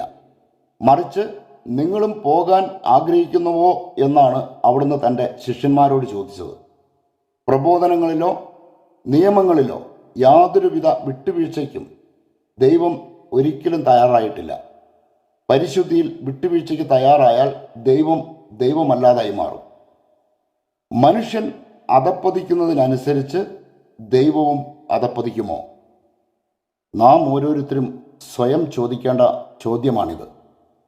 മനുഷ്യൻ്റെ അധപ്പതനത്തിന് അനുസരണമായി ദൈവവും അധപ്പതിക്കുമോ? പുരോഗമനമെന്ന് മനുഷ്യൻ പറയുന്നതെല്ലാം യഥാർത്ഥത്തിൽ ധാർമ്മികമായ അധപ്പതനമാണെന്ന് മനസ്സിലാക്കാൻ സാധിക്കും. ദൈവത്തിൻ്റെ നിയമങ്ങൾ അപരിഷ്കൃതമാണെന്ന വാദമുയർത്തിയാണ് മനുഷ്യൻ അവ മാറ്റിമറിക്കാൻ ശ്രമിക്കുന്നത്. തങ്ങളുടെ ധാർമ്മിക അധപ്പതനത്തെ പുരോഗമനമെന്ന് വിളിക്കാൻ മനുഷ്യൻ ശ്രമിക്കുമ്പോൾ നാം തിരിച്ചറിയേണ്ട ചില യാഥാർത്ഥ്യങ്ങളുണ്ട്. സഹസ്രാബ്ദങ്ങളായി മാനവരാശി നിലനിന്നത് കുടുംബം എന്ന സംവിധാനം നിലനിന്നിരുന്നത് കൊണ്ടാണ്. പുരുഷനും സ്ത്രീയും തമ്മിൽ വിവാഹബന്ധത്തിൽ ഏർപ്പെടുകയും സന്തതികളെ ജനിപ്പിക്കുകയും ചെയ്തതുകൊണ്ട് മാനവരാശി നിലനിന്നു. ദൈവത്തിൽ നിന്ന് നിയമം ലഭിക്കാത്ത സമൂഹങ്ങൾ പോലും വിവാഹത്തെ മാന്യമായി പരിഗണിച്ചു. സ്വവർഗ വിവാഹത്തെ മ്ലേച്ഛതയായി കാണാൻ വിജാതീയ മതങ്ങൾ പോലും തയ്യാറായി. എന്നാൽ നിയമനിഷേധിയുടെ സ്വാധീനം ലോകത്ത് ശക്തമായപ്പോൾ എല്ലാ ദൈവിക സംവിധാനങ്ങൾക്കും എതിരായി നിയമനിർമ്മാണങ്ങൾ ആരംഭിച്ചു എന്നതാണ് യാഥാർത്ഥ്യം. സ്വവർഗ വിവാഹത്തിന് ലോകം അനുമതി നൽകുന്നതിൽ അതിശയിക്കാനൊന്നുമില്ല. കാരണം ലോകം എപ്പോഴും ദൈവത്തിനെതിരായിരിക്കുമെന്ന് നാം കണ്ടതാണ്. ദൈവത്തെ ഭയപ്പെടുകയും അവിടുത്തെ അനുഗമിക്കുകയും ചെയ്യുന്നവരുടെ സംഖ്യ വലുതായിരുന്നപ്പോൾ ദൈവത്തിനെതിരെ നിയമങ്ങൾ നിർമ്മിക്കാൻ ലോകത്തിന് പരിമിതികളുണ്ടായിരുന്നു. എന്നാൽ ദൈവത്തെ ഭയപ്പെടുന്നവരുടെ സംഖ്യ കുറയുന്നതിനനുസരിച്ച് ലോകത്തിന് ദൈവിക നിയമങ്ങളെ എതിർക്കാനുള്ള ശക്തി വർദ്ധിക്കും. യേശുവായുടെ പുനരാഗമനം ത്വരിതപ്പെടുമ്പോൾ ദൈവവിശ്വാസികളുടെ എണ്ണം ക്രമാതീതമായി കുറയുമെന്നതാണ് ബൈബിളിൽ നിന്ന് നമുക്ക് മനസ്സിലാക്കാൻ സാധിക്കുന്ന സത്യം. യേശുവ വേദനയോടെ ചോദിക്കുന്ന ചോദ്യം ഇതാണ്: മനുഷ്യപുത്രൻ വരുമ്പോൾ ഭൂമിയിൽ വിശ്വാസം കണ്ടെത്തുമോ? ലൂക്ക അറിയിച്ച യേശുവയുടെ സുവിശേഷം 18 അധ്യായം 8 വാക്യം. യേശുവയുടെ ഈ ചോദ്യം വളരെ പ്രസക്തമാണ്. ലോകത്തിൻ്റെ ഇന്നത്തെ അവസ്ഥ കാണുമ്പോൾ അത് വ്യക്തമാകും. ദൈവവിശ്വാസികളെന്ന് പറയപ്പെടുന്നവർ പോലും യഥാർത്ഥ ദൈവഭക്തരല്ല എന്നതാണ് യാഥാർത്ഥ്യം. ദൈവഭക്തരെന്ന് അവകാശപ്പെടുകയും ദൈവിക നിയമങ്ങളെ വെറുക്കുകയും ചെയ്യുന്നവരെ യഥാർത്ഥ വിശ്വാസികളായി പരിഗണിക്കാൻ കഴിയുമോ? ഭൂമിയിലെ ജനങ്ങളിൽ ഭൂരിപക്ഷവും സത്യ ദൈവത്തിനെതിരായിരിക്കുമ്പോൾ ലോകത്തിൻ്റെ നിയമങ്ങൾ ദൈവത്തിനെതിരാകുന്നത് ഒരു സ്വാഭാവിക പ്രതിഭാസമായി പരിഗണിക്കുന്നത് പോലെയല്ല ക്രൈസ്തവ സമൂഹങ്ങളുടെ കാര്യം. എന്തെന്നാൽ ക്രിസ്തുവിൻ്റെ പേരിൽ അറിയപ്പെടുന്ന സമൂഹങ്ങൾ ദൈവിക നിയമങ്ങൾക്കെതിരെ നിയമനിർമ്മാണങ്ങൾ നടത്തുന്നതിനെ നിസ്സാരമായി കാണാൻ കഴിയില്ല. സാത്താനെയും ഈ ലോകത്തെയും പ്രീതിപ്പെടുത്താൻ ദൈവത്തിൻ്റെ നിയമങ്ങളെ പൊളിച്ചെഴുതുന്ന രീതി ക്രൈസ്തവ സഭകളിൽ ആരംഭിച്ചത് ഇന്നോ ഇന്നലെയോ ആണെന്ന് ആരും തെറ്റിദ്ധരിക്കരുത്.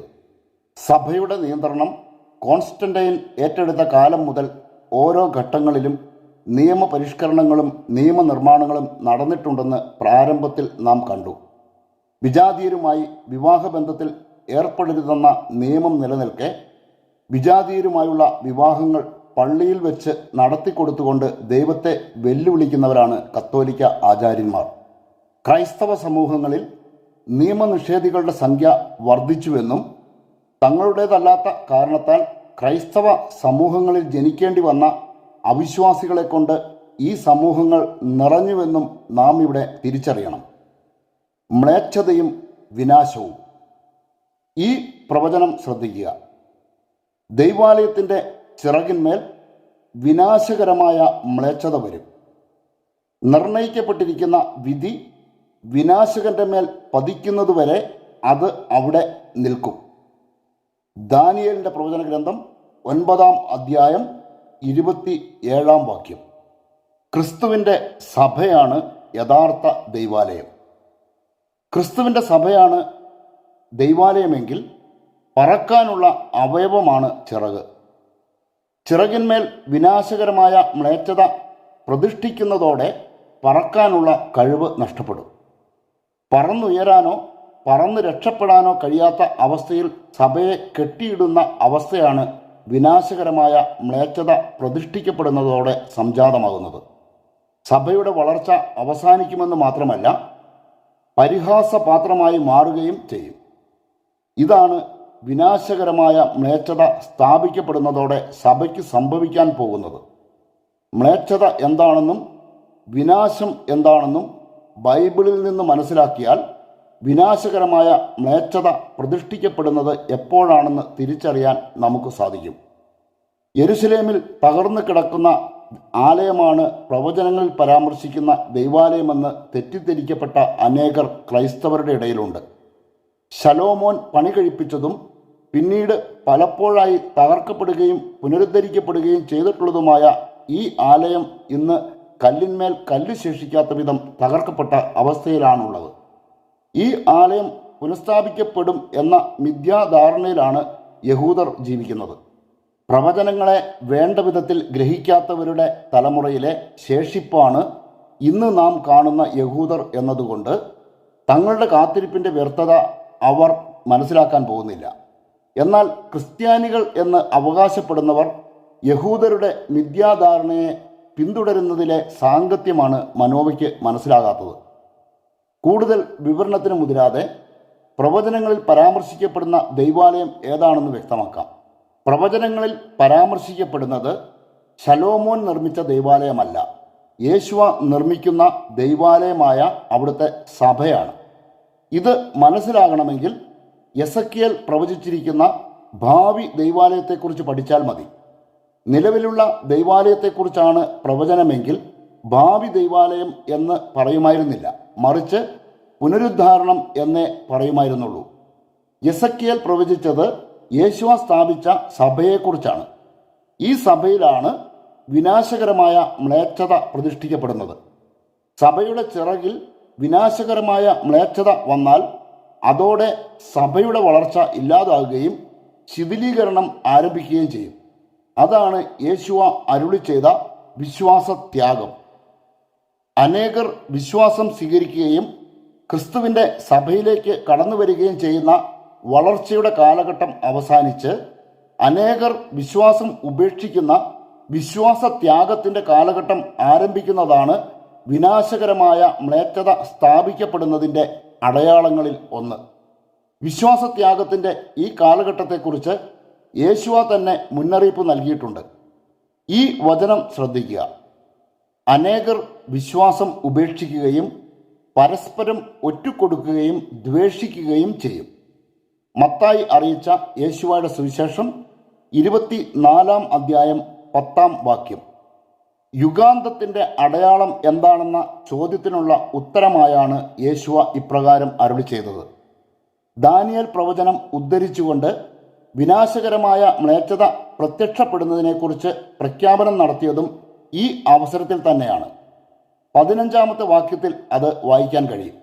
ഇതിലൂടെ ഒരു കാര്യം നമുക്ക് വ്യക്തമാകും. എന്തെന്നാൽ വിനാശകരമായ മ്ലേച്ഛത പ്രത്യക്ഷപ്പെടുന്നതോടെയാണ് വിശ്വാസത്യാഗം വർദ്ധിക്കുന്നത്. അപ്പസ്തോലന്മാർ ശുശ്രൂഷ ചെയ്തിരുന്ന ആദ്യ നൂറ്റാണ്ടിൽ സഭയിലേക്ക് വിശ്വാസികൾ ദിനംപ്രതി പ്രവഹിച്ചുകൊണ്ടിരുന്നുവെങ്കിൽ ഇന്ന് ദിനംപ്രതി വിശ്വാസം ഉപേക്ഷിച്ചു പോകുന്നവരുടെ എണ്ണം അതിനേക്കാൾ 10 മടങ്ങാണ്. വിജാതീയ മതങ്ങളിലേക്കും നാസ്തികതയിലേക്കും അതുവഴി നിത്യനാശത്തിലേക്കും കടന്നു പോകുന്നവരുടെ സംഖ്യ യൂറോപ്പിലും പാശ്ചാത്യ രാജ്യങ്ങളിലും വർദ്ധിച്ചുകൊണ്ടിരിക്കുന്നു. യൂറോപ്പിലെ, വിശിഷ്യ കിഴക്കൻ യൂറോപ്പിലെ ക്രൈസ്തവർ കൂട്ടത്തോടെ ഹിന്ദുമതത്തിലേക്ക് ചേക്കേറി നശിക്കുന്നത് ആരും ശ്രദ്ധിക്കുന്ന പോലുമില്ല. ക്രിസ്തുവിൻ്റെയോ ക്രിസ്തു മാർഗത്തിൻ്റെയോ പ്രസക്തി നഷ്ടപ്പെട്ടതുകൊണ്ടല്ല ഇവർ സത്യവിശ്വാസം ഉപേക്ഷിക്കുന്നത്. മറിച്ച് ക്രൈസ്തവ സഭകളുടെ ആചാര്യന്മാർ ക്രിസ്തു വൈരികളായി മാറിയതുകൊണ്ട് ആടുകളുടെ കാര്യത്തിൽ ഇവർ വേണ്ടത്ര ജാഗ്രത പുലർത്തിയില്ല. മാത്രവുമല്ല, വിജാതിയരുടെ ഇടയിൽ പോലും കാണാത്ത മ്ലേച്ഛതകൾ ക്രൈസ്തവ സഭകളിൽ പ്രതിഷ്ഠിക്കപ്പെട്ടതും വിശ്വാസത്യാഗത്തിന് കാരണമായി. ഈ വെളിപ്പെടുത്തൽ നോക്കുക. ദൈവത്തെ അറിയാത്ത വിജാതിയരെ പോലെ കാമവികാരങ്ങൾക്ക് നിങ്ങൾ വിധേയരാകരുത്. ഈ വിഷയത്തിൽ നിങ്ങൾ വഴി പിഴയ്ക്കുകയോ സഹോദരനെ വഞ്ചിക്കുകയോ അരുത്. കാരണം ഞങ്ങൾ നേരത്തെ തന്നെ പറയുകയും സാക്ഷ്യപ്പെടുത്തുകയും ചെയ്തിട്ടുള്ളതുപോലെ ഇക്കാര്യങ്ങളിലെല്ലാം പ്രതികാരം ചെയ്യുന്നവനാണ് യേശുവ. അശുദ്ധിയിലേക്കല്ല, വിശുദ്ധിയിലേക്കാണ് ദൈവം നമ്മെ വിളിച്ചിരിക്കുന്നത്. അതിനാൽ ഇക്കാര്യങ്ങൾ അവഗണിക്കുന്നവൻ മനുഷ്യനെ അല്ല, പരിശുദ്ധാത്മാവിനെ നിങ്ങൾക്ക് നൽകുന്ന ദൈവത്തെയാണ് അവഗണിക്കുന്നത്. തെസ്സലോനിക്കർക്ക് എഴുതിയ 1-ാം ലേഖനം 4-ാം അധ്യായം 5 മുതൽ 8 വരെയുള്ള വാക്യങ്ങൾ. കാമവികാരത്തിൽ അധിഷ്ഠിതമായ ഒരു മ്ലേച്ഛതയെക്കുറിച്ച് ബൈബിളിൽ പരാമർശമുണ്ട്.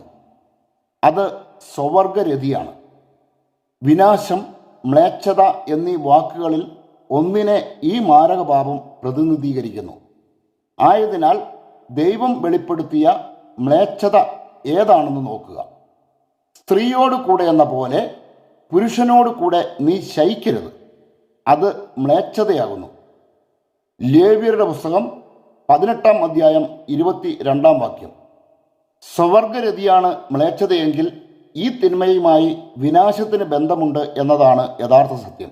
സോദോം ഗോമോറ ദേശങ്ങളുടെ ഇന്നത്തെ അവസ്ഥ പരിശോധിക്കുന്നവർക്ക് അത് മനസ്സിലാകും. സ്വവർഗരതി എന്ന മ്ലേച്ഛത മൂലം ആ ദേശങ്ങളെ വിനാശം ഗ്രസിച്ചു.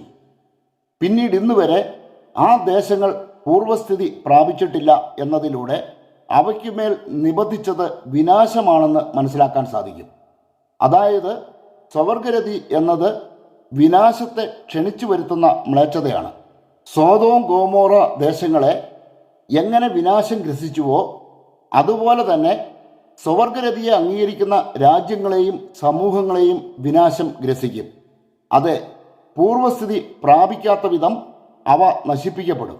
ദൈവാലയത്തിൻ്റെ ചിറകിന്മേൽ വിനാശകരമായ മ്ലേച്ഛത പ്രതിഷ്ഠിക്കപ്പെട്ടിരിക്കുന്നു എന്ന യാഥാർത്ഥ്യം തിരിച്ചറിയാൻ നമുക്ക് സാധിക്കണം. അല്ലാത്ത പക്ഷം തിരഞ്ഞെടുക്കപ്പെട്ടവരെ പോലും ഒരുപക്ഷെ വിനാശം ഗ്രസിച്ചേക്കാം. LGBTQ അഥവാ വിനാശകരമായ മ്ലേച്ഛത. LGBTQ എന്ന ചുരുക്കപ്പേര് ലോകവ്യാപകമായി പ്രചാരത്തിലുണ്ടെങ്കിലും ഇതിൻ്റെ പിന്നിലെ പൈശാചികത പൂർണ്ണതയോടെ പലർക്കും അറിയില്ല. എല്ലാ ലൈംഗിക വൈകൃതങ്ങളെയും ഒറ്റ കൊടിക്കീഴിൽ ചേർത്ത് നിർത്തി ദൈവത്തെ വെല്ലുവിളിക്കുന്ന പൈശാചിക സംഘമാണ് LGBTQ കമ്മ്യൂണിറ്റി. മ്ലേച്ഛതയെന്നും വൈകൃതമെന്നും ദൈവം പ്രഖ്യാപിച്ചിട്ടുള്ള സകല പൈശാചികതകളും LGBTQ എന്ന കൊടിക്കീഴിൽ സംഘം ചേർന്നിട്ടുണ്ട്.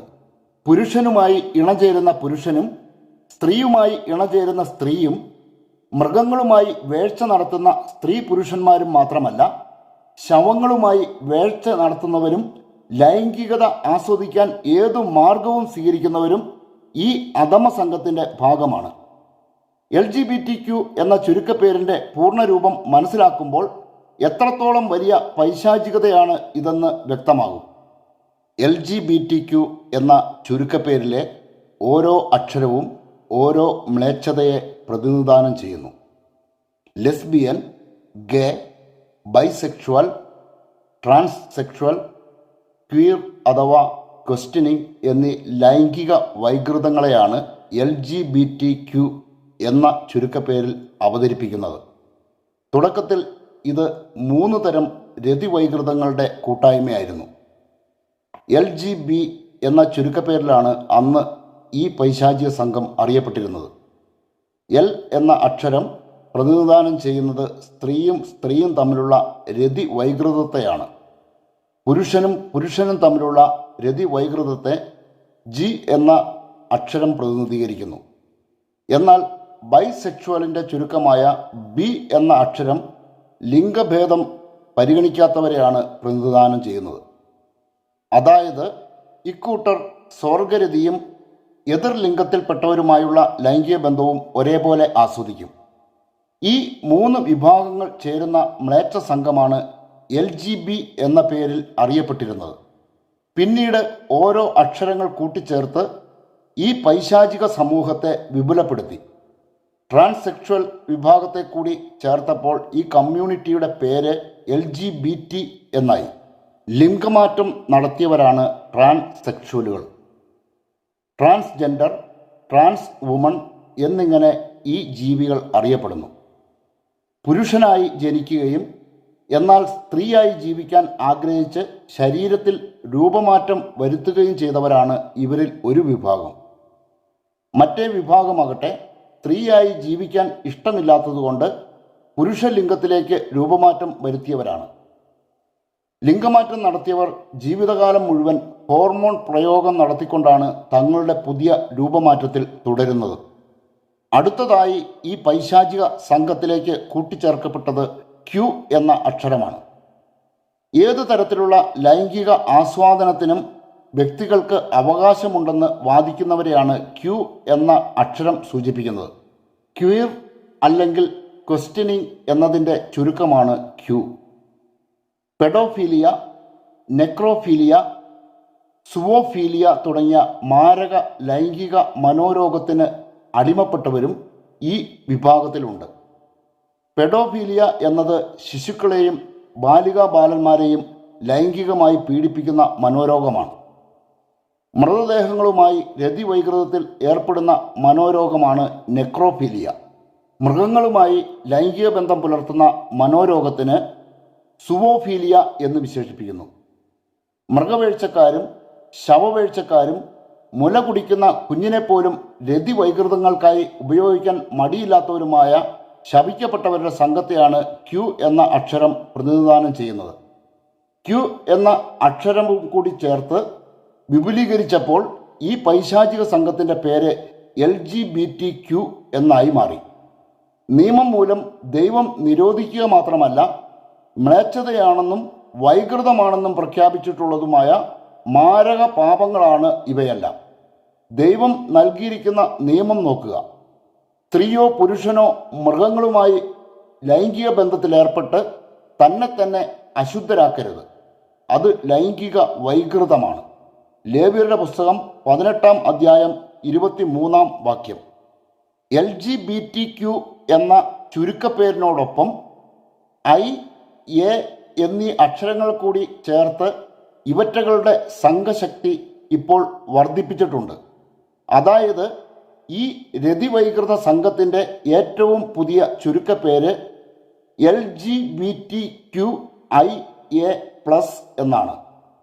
രതിവൈകൃതങ്ങളുടെ പുത്തൻ പരീക്ഷണങ്ങൾ ഇനിയും ഉണ്ടാകും എന്നതുകൊണ്ടാണ് പ്ലസ് ചിഹ്നം ചേർത്തിരിക്കുന്നത്.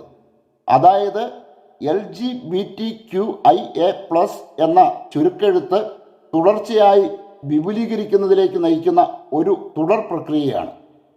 LGB ആദ്യം LGBT ആയി, തുടർന്ന് LGBTQ ഒടുവിൽ LGBTQIA+ ആയി നിൽക്കുന്നു. പുതുതായി ചേർക്കപ്പെട്ട ഐ, എ എന്നീ പൈശാചികതകളെ കൂടി പരിചയപ്പെടുത്തിയാൽ മാത്രമേ വിനാശകരമായ മ്ലേച്ഛത അതിൻ്റെ പൂർണ്ണതയിൽ മനസ്സിലാക്കാൻ കഴിയുകയുള്ളൂ. ഐ, എ എന്നീ അക്ഷരങ്ങളിൽ ഐ എന്ന അക്ഷരം മ്ലേച്ഛതയാണെങ്കിൽ എ എന്ന അക്ഷരത്തെ മ്ലേച്ഛതയായി കണക്കാക്കാൻ കഴിയില്ല. ആയതിനാൽ ആദ്യം നമുക്ക് ഐ എന്ന ചുരുക്കെഴുത്ത് പ്രതിനിധാനം ചെയ്യുന്ന മ്ലേച്ഛത എന്താണെന്ന് പരിശോധിക്കാം. ഇന്റർസെക്സ് എന്നതിൻ്റെ ചുരുക്കെഴുത്താണ് ഐ എന്ന് LGBTQIA സമൂഹം പറയുന്നു.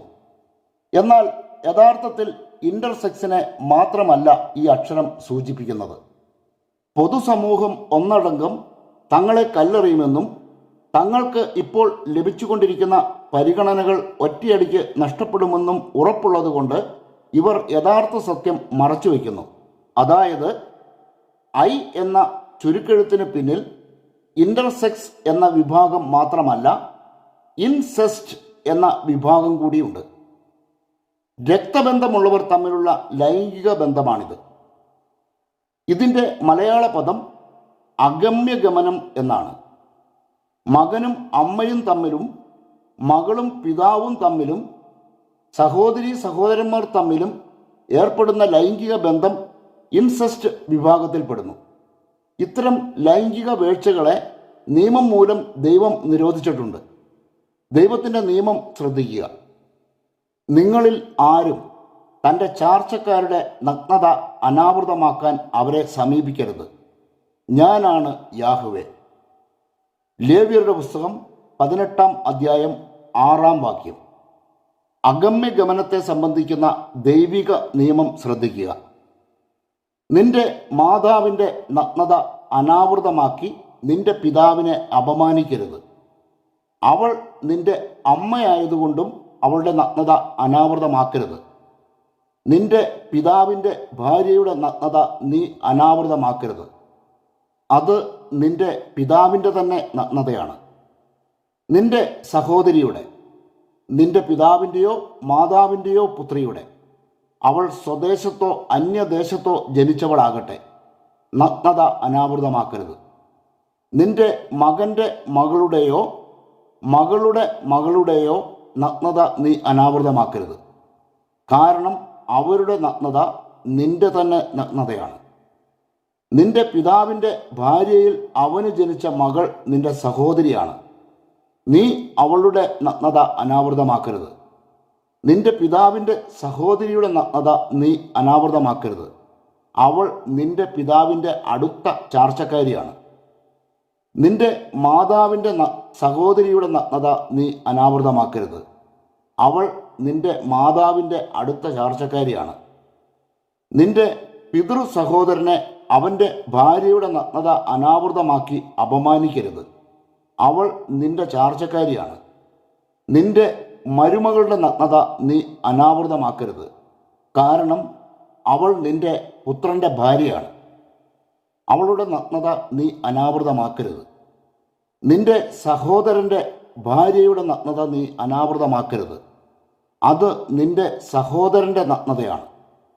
ലേവ്യരുടെ പുസ്തകം 18-ാം അധ്യായം 7 മുതൽ 16 വരെയുള്ള വാക്യങ്ങൾ. വിവാഹത്തിലൂടെയോ അല്ലാതെയോ ലൈംഗിക ബന്ധം നിഷിദ്ധമാക്കപ്പെട്ടിരിക്കുന്ന ബന്ധങ്ങൾ ഇതൊക്കെയാണ്. പാപത്തിൻ്റെ ഗണത്തിൽ പരിഗണിക്കാൻ കഴിയാത്ത അസെക്ഷൽ എന്ന ലൈംഗിക ന്യൂനപക്ഷത്തെയാണ് എ എന്ന ചുരുക്കെഴുത്ത് സൂചിപ്പിക്കുന്നത്. ഇത് ലൈംഗിക താല്പര്യങ്ങളില്ലാത്ത പ്രണയമാണ്. പ്രണയത്തിൻ്റെതായ വികാരങ്ങൾ ഇക്കൂട്ടർക്കുണ്ടെങ്കിലും ലൈംഗിക താല്പര്യം ഇവർക്കില്ല.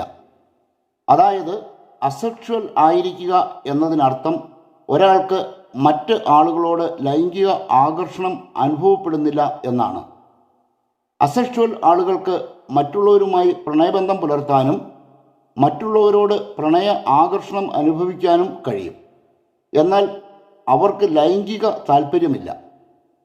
വ്യഭിചാരത്തോട് കൂടെ അല്ലാത്ത പ്രണയങ്ങളിൽ എങ്ങനെയാണ് പാപം ആരോപിക്കാൻ നമുക്ക് സാധിക്കുന്നത്? ശാരീരികമോ മാനസികമോ ആയ വൈകല്യത്തോടെ ഒരുവൻ ജനിക്കുന്നത് അവൻ്റെ കുറ്റമല്ലെന്ന് നമുക്കറിയാം. ഷണ്ടനായി ജനിക്കുന്നതും ഒരു പാപമല്ല. നിയമങ്ങൾ പാലിക്കുകയും നീതിപൂർവം ജീവിക്കുകയും ചെയ്താൽ അവന് നിത്യജീവൻ ലഭിക്കുമെന്ന് ദൈവം തന്നെ പ്രഖ്യാപിച്ചിട്ടുണ്ട്. ഈ വെളിപ്പെടുത്തൽ നോക്കുക.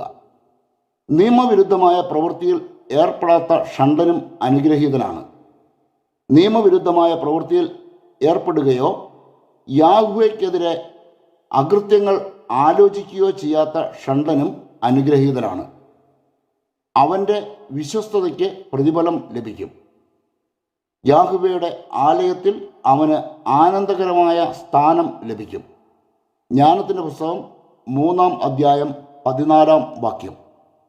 യെശയ്യാഹിൻ്റെ പ്രവചനം ശ്രദ്ധിക്കുക. ഞാൻ വെറുമൊരു ഉണക്കവൃക്ഷമാണെന്ന് ഷണ്ഡനോ പറയാതിരിക്കട്ടെ. യാഹ്വേ അരുളി ചെയ്യുന്നു, എൻ്റെ ശബാത്ത് ആചരിക്കുകയും എൻ്റെ ഹിതം അനുവർത്തിക്കുകയും എൻ്റെ ഉടമ്പടിയോട് വിശ്വസ്തത പുലർത്തുകയും ചെയ്യുന്ന ഷണ്ഡന്മാർക്ക് ഞാൻ എൻ്റെ ആലയത്തിൽ മതിലുകൾക്കുള്ളിൽ പുത്രീപുത്രന്മാരെക്കാൾ ശ്രേഷ്ഠമായ ഒരു സ്മാരകവും പേരും നൽകും. ഒരിക്കലും തുടച്ചു മാറ്റപ്പെടാത്ത ശാശ്വത പേരായിരിക്കും അത്. യെശയ്യാഹിൻ്റെ പ്രവചന ഗ്രന്ഥം 56-ാം അധ്യായം 3 മുതൽ 5 വരെയുള്ള വചനങ്ങൾ. നിയമം അനുസരിച്ച് ജീവിക്കുക മാത്രമല്ല, ഉടമ്പടിയിൽ ഉറച്ചു നിൽക്കുകയും ചെയ്യുമ്പോഴാണ് ഷണ്ഡൻ അനുഗ്രഹിക്കപ്പെടുന്നത്. ശാശ്വതമായ ഉടമ്പടി എന്നത് ജ്ഞാനസ്നാനമാണ്. അതായത് വിശ്വാസത്തിലും വിശ്വസ്തതയിലും ഉറച്ചു നിന്നാൽ ഷണ്ഡനും ദൈവരാജ്യത്ത് മഹനീയ സ്ഥാനം ലഭിക്കും. എന്നാൽ LGBTQ എന്ന നാരകീയ പ്രസ്ഥാനത്തിൻ്റെ ഭാഗമാകുന്നതോടെ അവർ ഉടമ്പടിയിൽ നിന്ന് വിച്ഛേദിക്കപ്പെടുന്നു. എന്തെന്നാൽ ക്രിസ്തുവിൻ്റെ സഭയിലും പൈശാചിക സംഘടനയിലും ഒരേ സമയം അംഗമായിരിക്കാൻ ഒരുവന് കഴിയില്ല. ഒരേ സമയം ദൈവത്തെയും സാത്താനെയും ആർക്കെങ്കിലും സാധിക്കുമോ? ഒരുവൻ LGBTQIA+ എന്ന സംഘടനയുടെ ഭാഗമാകുന്നതോടെ രക്ഷ പ്രാപിക്കാനുള്ള അവൻ്റെ അവസരം നഷ്ടമാകുകയാണ് ചെയ്യുന്നത്. മ്ലേച്ഛതകളെയെല്ലാം ഒരു കുടക്കീഴിൽ ചേർത്ത് നിർത്തിക്കൊണ്ട് LGBTQIA+ എന്ന സമൂഹത്തിന് രൂപം നൽകിയതിനു പിന്നിൽ സാത്താന് വ്യക്തമായ ലക്ഷ്യമുണ്ട്. ഒറ്റയ്ക്ക് നിന്നാൽ ഇവരിൽ പലരും ചികിത്സയിലൂടെയോ മനഃശാസ്ത്ര കൗൺസിലിങ്ങിലൂടെയോ രക്ഷപ്പെടാനുള്ള സാധ്യതയുണ്ടെന്ന് സാത്താൻ അറിയാം. ഈ സാധ്യത ഇല്ലാതാക്കി മ്ലേച്ഛതകളിൽ ഉറപ്പിച്ചു നിർത്തുക എന്നതാണ് LGBTQIA+ എന്ന വിനാശ സംഘടനയുടെ പിന്നിലെ ലക്ഷ്യം. തങ്ങൾ ആയിരിക്കുന്നത് പാപകരമായ അവസ്ഥയിൽ അല്ലെന്ന ബോധ്യം നൽകുന്നതിലൂടെ മ്ലേച്ഛപാപത്തിൽ അവരെ കെട്ടിയിടാൻ കൂട്ടായ്മയ്ക്ക് സാധിക്കും.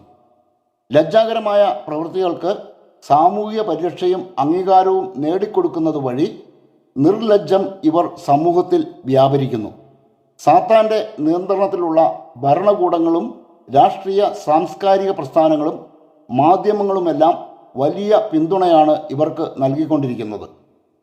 അങ്ങനെ ഇവരെ പാപത്തിൽ വളർത്തുകയും വിനാശകരമായ മ്ലേച്ഛതയിൽ ഉറപ്പിച്ച് നിർത്തുകയും ചെയ്യുന്നു.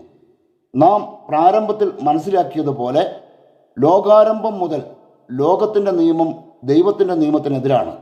അതുകൊണ്ട് തന്നെ ലോകം നൽകുന്ന പിന്തുണയെ അതിശയത്തോടെ നാം കാണേണ്ടതില്ല. എന്നാൽ ക്രൈസ്തവ സഭകൾ എന്ന് പറയപ്പെടുന്ന സമൂഹങ്ങളുടെ അധപ്പതനത്തെ നാം ഗൗരവമായി കാണണം. എന്തെന്നാൽ അത് യുഗാന്ത അടയാളമാണ്. വിനാശകരമായ മ്ലേച്ഛത പ്രത്യക്ഷപ്പെട്ടു. എന്താണ് മ്ലേച്ഛതയെന്നും എന്താണ് വിനാശമെന്നും നാം കണ്ടു. മ്ലേച്ഛത പ്രതിഷ്ഠിക്കപ്പെടുന്ന ഇടങ്ങളിൽ വിനാശം നിബന്ധിക്കും എന്നതാണ് ബൈബിളിൽ നിന്ന് നാം മനസ്സിലാക്കിയ സത്യം. സോദോം ഗോമോറ ദേശങ്ങളുടെ മേൽ വിനാശം നിബന്ധിക്കാൻ കാരണമായത് സ്വവർഗഭോഗം എന്ന മ്ലേച്ഛപാപമായിരുന്നു. ഇവിടെ നാം മനസ്സിലാക്കേണ്ടത് ഒരു പ്രധാന കാര്യമാണ്. എന്തെന്നാൽ LGBTQIA+ എന്ന നശീകരണ സംഘത്തിലെ അനേകം രതിവൈകൃതങ്ങളിൽ ഒന്ന് മാത്രമാണ് സ്വവർഗഭോഗം. ഈ ഒരു മ്ലേച്ഛതയാണ് 2 ദേശങ്ങളെ പുനർനിർമ്മിക്കാൻ കഴിയാത്ത വിധം നശിപ്പിച്ചു കളഞ്ഞത്. 4000-ഓളം വർഷങ്ങൾ പിന്നിട്ട് ഇന്നും ആ പട്ടണങ്ങൾ ഈ ഭൂമിയിൽ ഒരു ഭീകര ദൃഷ്ടാന്തമായി നിലകൊള്ളുന്നു. ഇത് ലോകത്തിന് നൽകപ്പെട്ടിരിക്കുന്ന ഒരു താക്കീതാണ്. അങ്ങനെയെങ്കിൽ എല്ലാ രതിവൈകൃതങ്ങളെയും ഒറ്റ പ്ലാറ്റ്ഫോമിൽ അണിനിരത്തുന്ന LGBTQIA+ ഈ ലോകത്തിന് സമ്മാനിക്കുന്നത് എത്ര വലിയ വിനാശമായിരിക്കും? LGBTQIA+ എന്നത് മ്ലേച്ഛതയുടെ പൂർണ്ണതയാണ്. ലോകം ദൈവത്തിൻ്റെ ശത്രു ആയതുകൊണ്ടും LGBTQIA+ ലോകത്തിൻ്റെ സ്വന്തമായതുകൊണ്ടും ലോകത്തിന് പ്രത്യേകിച്ചൊന്നും നഷ്ടപ്പെടാനില്ല. എന്നാൽ LGBTQIA+ എന്ന വിനാശകരമായ മ്ലേച്ഛത ക്രൈസ്തവ സമൂഹങ്ങളിൽ പ്രതിഷ്ഠിക്കപ്പെട്ടാൽ സമ്പൂർണ്ണ നാശമായിരിക്കും ഫലം. ക്രൈസ്തവ മേൽവിലാസത്തിൽ ജീവിക്കുകയും സ്വവർഗ വിവാഹത്തെ ആശീർവദിക്കുകയും ചെയ്യുന്നവർ ദൈവത്തിൻ്റെ ഈ വചനം ശ്രദ്ധിക്കുക. ഇത്തരം മ്ലേച്ഛ പ്രവൃത്തികൾ ചെയ്യുന്നവൻ സ്വജനത്തിൽ നിന്നും വിച്ഛേദിക്കപ്പെടണം. നിങ്ങൾക്ക് മുൻപ് നടമാടിയിരുന്ന ഈ മ്ലേച്ഛതകളിൽ വ്യാപരിച്ച് നിങ്ങളെ തന്നെ അശുദ്ധരാക്കരുത് എന്ന എൻ്റെ കൽപ്പന അനുസരിക്കുവിൻ. ഞാനാണ് നിങ്ങളുടെ ദൈവമായ യാഹ്വേ. ലേവ്യരുടെ പുസ്തകം 18-ാം അധ്യായം 29-30 വാക്യങ്ങൾ. ഇക്കൂട്ടരെ നമ്മൾ ആയിരിക്കുന്ന വിശ്വാസ സമൂഹത്തിൽ നിന്ന് വിച്ഛേദിക്കണം എന്നാണ് യാഹ്വേ കൽപ്പിച്ചിരിക്കുന്നത്. എന്നാൽ ഇസ്രായേലിന് അവകാശമായി നൽകിയ നാട്ടിൽ വെച്ച് ആരെങ്കിലും ഈ ഹീനകൃത്യം ചെയ്താൽ അവർക്ക് ദൈവം വിധിച്ചിരിക്കുന്ന ശിക്ഷ ക്യാപിറ്റൽ പണിഷ്മെൻ്റ് ആണ്. ഒരുവൻ സ്ത്രീയോട് കൂടെ എന്ന പോലെ പുരുഷനോട് കൂടെ ശയിച്ചാൽ ഇരുവരും ഹീനമായ പ്രവൃത്തിയാണ് ചെയ്യുന്നത്. അവരെ വധിക്കണം. അവരുടെ രക്തം അവരുടെ മേൽ ആയിരിക്കട്ടെ. ലേവ്യരുടെ പുസ്തകം 20-ാം അധ്യായം 13-ാം വാക്യം. ഈ കൽപ്പന കൂടി ശ്രദ്ധിക്കുക. മൃഗത്തോട് കൂടെ ശയിക്കുന്നവനെ വധിക്കണം. മൃഗത്തെയും കൊല്ലണം. ഒരു സ്ത്രീ ഏതെങ്കിലും മൃഗത്തെ സമീപിച്ച് അതിൻ്റെ കൂടെ ശയിച്ചാൽ അവളെയും മൃഗത്തെയും നിങ്ങൾ വധിക്കണം. അവർ മരണശിക്ഷ അനുഭവിക്കണം. അവരുടെ രക്തം അവരുടെ മേൽ ആയിരിക്കട്ടെ. ലേവ്യരുടെ പുസ്തകം 20-ാം അധ്യായം 15-16 വാക്യങ്ങൾ. സ്വവർഗ വിവാഹം ആശീർവദിക്കാൻ അനുമതി നൽകിക്കൊണ്ട് ഫ്രാൻസിസ് നടത്തിയ പ്രസ്താവനയോടെ കത്തോലിക്ക സഭയിൽ വിനാശകരമായ മ്ലേച്ഛത പ്രതിഷ്ഠിക്കപ്പെട്ടു. ഔദ്യോഗിക പ്രഖ്യാപനം നടന്നത് 2023 ഡിസംബറിൽ ആണെങ്കിലും 5 വർഷം മുൻപ് തന്നെ ആശീർവാദങ്ങൾ അനൗദ്യോഗികമായി ആരംഭിച്ചിരുന്നു എന്നതാണ് സത്യം.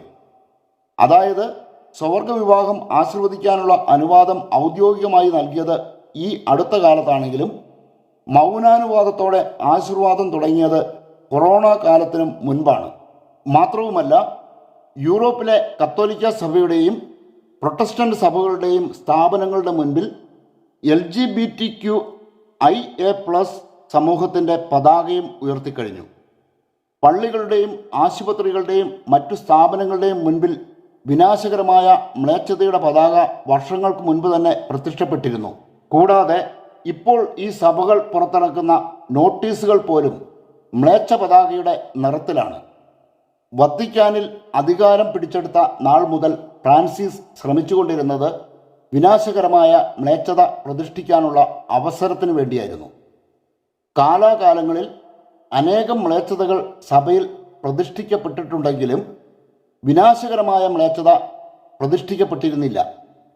ഒളിഞ്ഞും തെളിഞ്ഞും പലവട്ടം സൂചന നൽകിയിരുന്നുവെങ്കിലും 2019 ഒരു പ്രഖ്യാപനം പോലെ ഫ്രാൻസിസിൽ നിന്ന് നാം അത് കേട്ടത്.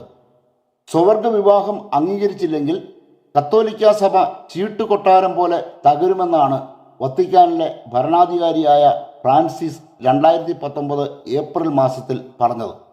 യഥാർത്ഥത്തിൽ അവരെ ചേർത്ത് നിർത്തുന്നത് വഴിയാണ് സഭ തകർന്നടിയാൻ പോകുന്നതെന്ന് ഫ്രാൻസിസിനും അറിയാമായിരുന്നു. ഏകദേശം ആ നാളുകളിൽ തന്നെയാണ് കത്തോലിക്ക സഭയുടെ പള്ളികളിൽ സ്വവർഗ വിവാഹം ആശീർവദിക്കാൻ തുടങ്ങിയത്. കത്തോലിക്ക സഭയുടെ കീഴിലുള്ള ഏതെങ്കിലും ഒരു പള്ളിയിൽ സ്വവർഗ വിവാഹം നടന്നിട്ടുണ്ടെങ്കിൽ അത് കത്തോലിക്ക സഭയുടെ എല്ലാ പള്ളികളിലും നടത്തപ്പെട്ടതിന് തുല്യമായി പരിഗണിക്കപ്പെടും. കാരണം കത്തോലിക്ക സഭയുടെ എല്ലാ പള്ളികളും ഏക പരമാധികാരത്തിന് കീഴിലാണ്. സഭയിലെ ഏതെങ്കിലും ഒരു വൈദികനോ മെത്രാനോ സ്വതന്ത്രമായി എന്തെങ്കിലും തീരുമാനം നടപ്പാക്കാൻ കഴിയില്ല. കത്തോലിക്ക സഭ അംഗീകരിക്കാത്ത പ്രവൃത്തികളിൽ ഏതെങ്കിലും വൈദികൻ ഏർപ്പെട്ടാൽ അയാൾ നടപടിക്ക് വിധേയനാകേണ്ടി വരും എന്നതാണ് ഇതുവരെ തുടർന്നു വന്ന നിയമം.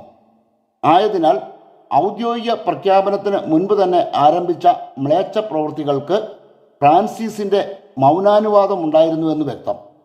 അതുകൊണ്ട് തന്നെ കത്തോലിക്ക സഭയുടെ പള്ളികളിൽ നിന്ന് യേശുവായുടെ സാന്നിധ്യം പിൻവലിക്കപ്പെട്ടത് വർഷങ്ങൾക്ക് മുൻപായിരുന്നുവെന്ന് നാം മനസ്സിലാക്കണം. ഇന്ന് കത്തോലിക്ക സഭയിൽ നടക്കുന്ന സ്ഥാനാരോഹണങ്ങൾക്കോ സ്ഥാന അവരോഹണങ്ങൾക്കോ ക്രിസ്തുവുമായി ഒരു ബന്ധവുമില്ല. 2019 സ്വർഗവിവാഹം ആശീർവദിക്കാൻ തുടങ്ങിയതിന് പിന്നാലെ കൊറോണ എന്ന മഹാമാരി ലോകത്തെ ഗ്രസിക്കുകയും കത്തോലിക്ക സഭയുടെ പള്ളികൾ അടച്ചു പൂട്ടപ്പെടുകയും ചെയ്തു. കാലത്തിൻ്റെ അടയാളങ്ങൾ അനുഭവത്തിൻ്റെ അടിസ്ഥാനത്തിൽ വിവേചിക്കാനുള്ള കഴിവ് കത്തോലിക്ക സഭയിലെ ആചാര്യന്മാർക്കില്ല എന്നത് അവർ തന്നെ തെളിയിച്ചിട്ടുള്ള കാര്യമാണ്.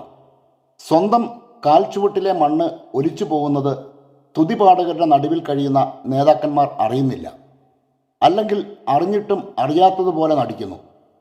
ലോകത്തിൻ്റെ കയ്യടിയും സാത്താൻ്റെ പ്രീതിയുമാണ് ഇന്നത്തെ ആചാര്യന്മാർ ആഗ്രഹിക്കുന്നത്. ലോകത്തിൻ്റെ പ്രശംസയിൽ ഇവർ അഭിരമിക്കുന്നു. എതിർ ശബ്ദങ്ങളെ ഇല്ലാതാക്കാൻ ഏത് നീചമാർഗവും പ്രയോഗിക്കുന്ന ഇല്യൂമിനാറ്റി ശൈലി ലോകത്തിന് പരിചയപ്പെടുത്തിക്കൊണ്ട് തങ്ങളുടെ പൈതൃകം തെളിയിച്ചത് കമ്മ്യൂണിസ്റ്റുകൾ ആയിരുന്നു. എന്നാൽ കത്തോലിക്ക സഭയിൽ ഇത് കാലങ്ങളായി അനുവർത്തിച്ചു വന്നിരുന്നു എന്നതാണ് യാഥാർത്ഥ്യം. എന്നാൽ ഈ പൈശാചികത അതിൻ്റെ പൂർണ്ണഭാവം പ്രകടിപ്പിക്കാൻ തുടങ്ങിയത് ഒരു കമ്മ്യൂണിസ്റ്റ് സ്വേച്ഛാധിപതി കത്തോലിക്ക സഭയുടെ അമരത്ത് ഇരിപ്പിടമുറപ്പിച്ചതോടെയാണ്. സ്വർഗ വിവാഹത്തെ ആശീർവദിക്കാൻ അനുവദിച്ചുകൊണ്ടുള്ള പ്രഖ്യാപനം വന്നയുടനെ ഫ്രാൻസിസിൻ്റെ കീഴ്ജീവനക്കാർ എല്ലാവരും ന്യായീകരണവുമായി രംഗത്തിറങ്ങിയിട്ടുണ്ട്. കർദിനാൾമാർ മുതൽ ഷെവലിയാർമാർ വരെയുള്ള കീഴ്ജീവനക്കാരാണ് ന്യായീകരിക്കാൻ പെടാപ്പാടുപെടുന്നത്.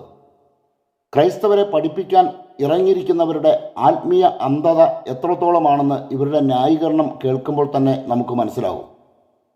സ്വർഗവിവാഹം ആശീർവദിക്കാൻ അനുവാദം നൽകിയതിനെ ന്യായീകരിച്ചുകൊണ്ട് സീറോ മലബാർ സഭയുടെ major arch bishop Raphael Thattil നൽകിയ അഭിമുഖം കണ്ടപ്പോൾ മനോവയ്ക്ക് സഹതാപമാണ് തോന്നിയത്. കാരണം സീറോ മലബാർ സമൂഹത്തിൻ്റെ മതബോധനം അടക്കം വലിയ സ്ഥാനങ്ങൾ വഹിച്ചിട്ടുള്ള ഈ മനുഷ്യൻ ന്യായീകരണത്തിനായി കൂട്ടുപിടിച്ചത് ധൂർത്തപുത്രൻ്റെ ഉപമയാണ്. ധൂർത്തപുത്രൻ പശ്ചാത്തപിച്ച് മടങ്ങി വന്നപ്പോഴാണ് മാത്രമാണ് പിതാവ് അവനെ സ്വീകരിച്ചതെന്ന് ബൈബിൾ ഒരു വട്ടമെങ്കിലും വായിച്ചിട്ടുള്ളവർക്കെല്ലാം മനസ്സിലാകും. അവൻ പാപത്തിൽ ജീവിച്ച കാലത്തൊന്നും പിതാവ് അവനെ അന്വേഷിച്ചിട്ടില്ല. അവൻ്റെ സമ്പത്തെല്ലാം തീരുകയും പന്നിയെ മേയ്ക്കുന്ന ജോലി ചെയ്യുകയും പട്ടിണി മൂലം വലയുകയും ചെയ്തപ്പോഴൊന്നും പിതാവ് അവന് പണം അയച്ചു കൊടുത്തിട്ടുമില്ല. മകൻ്റെ തിരിച്ചുവരവിനായി തൻ്റെ ഭവനത്തിൽ കാത്തിരിക്കുകയായിരുന്നു പിതാവ്.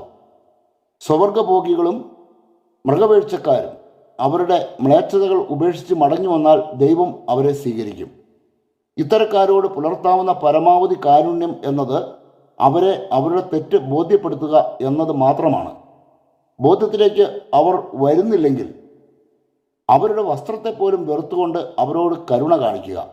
എന്തെന്നാൽ ഇപ്രകാരം എഴുതപ്പെട്ടിരിക്കുന്നു: മാംസദാഹത്താൽ കളങ്കിതരായവരുടെ വസ്ത്രത്തെ പോലും വെറുത്തുകൊണ്ട് ഭയത്തോടെ അവരോട് കരുണ കാണിക്കുവിൻ. യഹൂദാസിൻ്റെ ലേഖനം 23-ാമത്തെ വാക്യം. അത് അവരിൽ നിന്നുള്ള അകന്നു നിൽക്കലാണ്. കാരണം വൈറസിനേക്കാൾ മാരകമാണ് വിനാശകരമായ മ്ലേച്ഛത. എന്നാൽ അവർ സഹതാപം അർഹിക്കുന്നവരാണ് എന്ന പൊതുബോധം സൃഷ്ടിച്ച് അവരെ മ്ലേച്ഛതയിൽ കെട്ടിയിടാൻ സാത്താന് സാധിച്ചിട്ടുണ്ട്.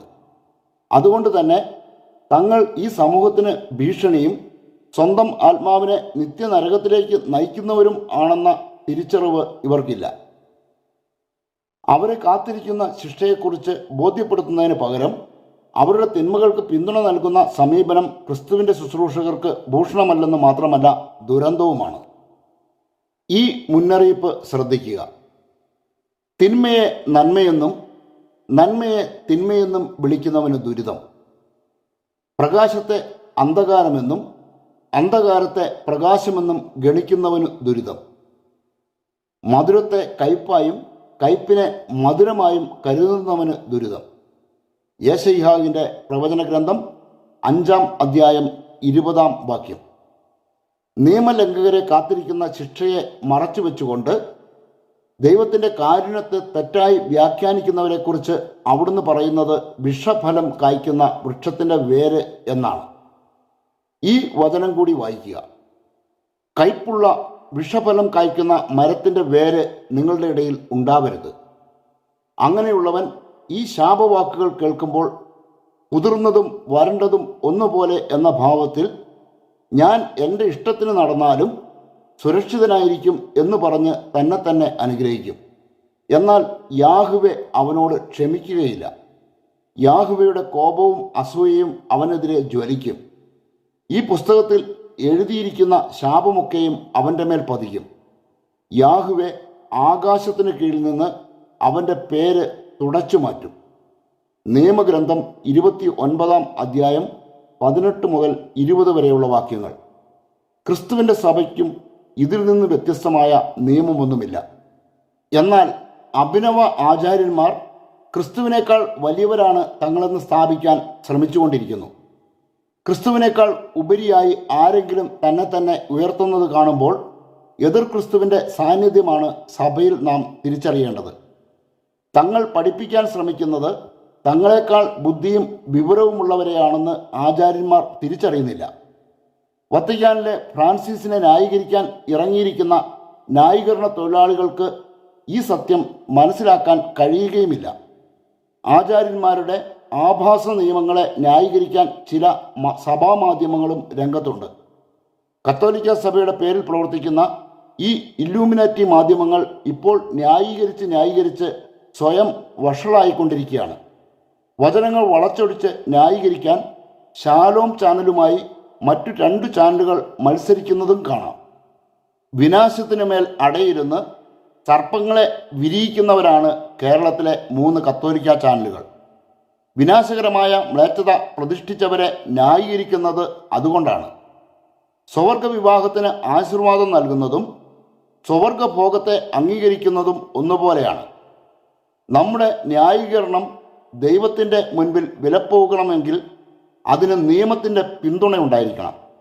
എല്ലാ നിയമങ്ങളും എതിരായിരിക്കെ ന്യായീകരണവുമായി രംഗത്തിറങ്ങുന്നത് സ്വബോധമുള്ള ആർക്കും ഇണങ്ങുന്ന കാര്യമല്ല.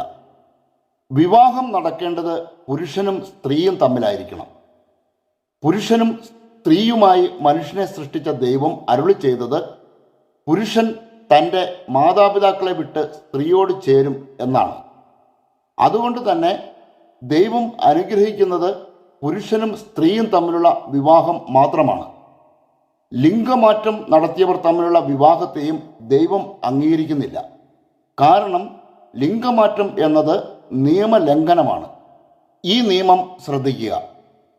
സ്ത്രീ പുരുഷൻ്റെയോ പുരുഷൻ സ്ത്രീയുടെയോ വേഷം അണിയരുത്.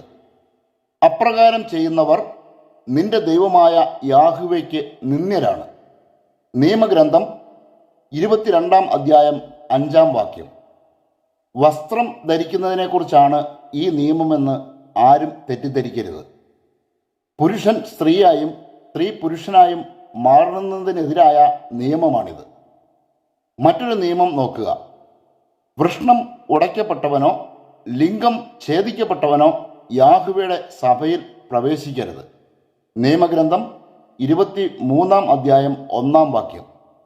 ആധുനിക ലോകം അംഗീകരിക്കുകയും മഹത്വവൽക്കരിക്കുകയും ചെയ്യുന്ന മഹാപാപത്തെ നിയമം മൂലം നിഷിദ്ധമാക്കിയിരിക്കുന്ന വചനമാണിത്. രക്ഷിക്കപ്പെട്ടവരുടെ സമൂഹത്തിൽ നിന്ന് ട്രാൻസ്ജെൻഡർമാർ എന്നേക്കുമായി വിച്ഛേദിക്കപ്പെടുന്നു. ഇക്കൂട്ടർക്ക് ദൈവത്തിൻ്റെ സഭയിൽ അംഗമായിരിക്കാൻ കഴിയുകയില്ല. സഭയിൽ പ്രവേശനമില്ലാത്തവരും പരസ്യമായി നിയമം ലംഘിക്കുന്നവരുമായവരെ പള്ളിയിൽ കയറ്റി ആശീർവദിക്കുന്നത് ആരോടുള്ള വെല്ലുവിളിയാണെന്ന് ചിന്തിക്കുക. ഈ പ്രവചനം നോക്കുക. വാക്കുകൾ കൊണ്ട് നിങ്ങൾ യാഹ്വയ്ക്ക് മടുപ്പ് വരുത്തിയിരിക്കുന്നു. നിങ്ങൾ ചോദിക്കുന്നു, എങ്ങനെയാണ് ഞങ്ങൾ അവനെ അസഹ്യപ്പെടുത്തിയത്? തിന്മ പ്രവർത്തിക്കുന്ന ഏവനും യാഹ്വയുടെ മുൻപിൽ നല്ലവനാണ്, യാഹ്വേ അവനിൽ പ്രസാദിക്കുന്നു എന്ന് പറയുകയും നീതിയുടെ ദൈവം എവിടെ എന്ന് ചോദിക്കുകയും ചെയ്തുകൊണ്ട്. മലാഖി പ്രവചനം 2 അധ്യായം 17 വാക്യം. മ്ലേച്ഛതകളെ അംഗീകരിക്കുകയും ആദരിക്കുകയും ചെയ്യുന്നവർ ക്രിസ്തുവിനും അവിടുത്തെ സഭയ്ക്കും എതിരാണ്. എന്തെന്നാൽ ക്രിസ്തുവിൻ്റെ സഭ എന്നത് മ്ലേച്ഛന്മാരുടെ കൂട്ടായ്മയല്ല, വിശുദ്ധരുടെ കൂട്ടായ്മയാണ്. എന്നാൽ ഇന്ന് ഈ ഭൂമിയിലുള്ള സാങ്കേതിക സഭകളുടെയെല്ലാം നിയന്ത്രണം എതിർ ക്രിസ്തു ഏറ്റെടുത്തിരിക്കുന്നു.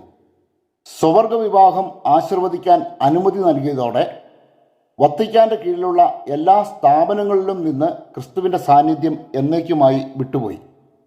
അത് ഇപ്പോൾ വെറുമൊരു കോർപ്പറേറ്റ് സ്ഥാപനം മാത്രമാണ്.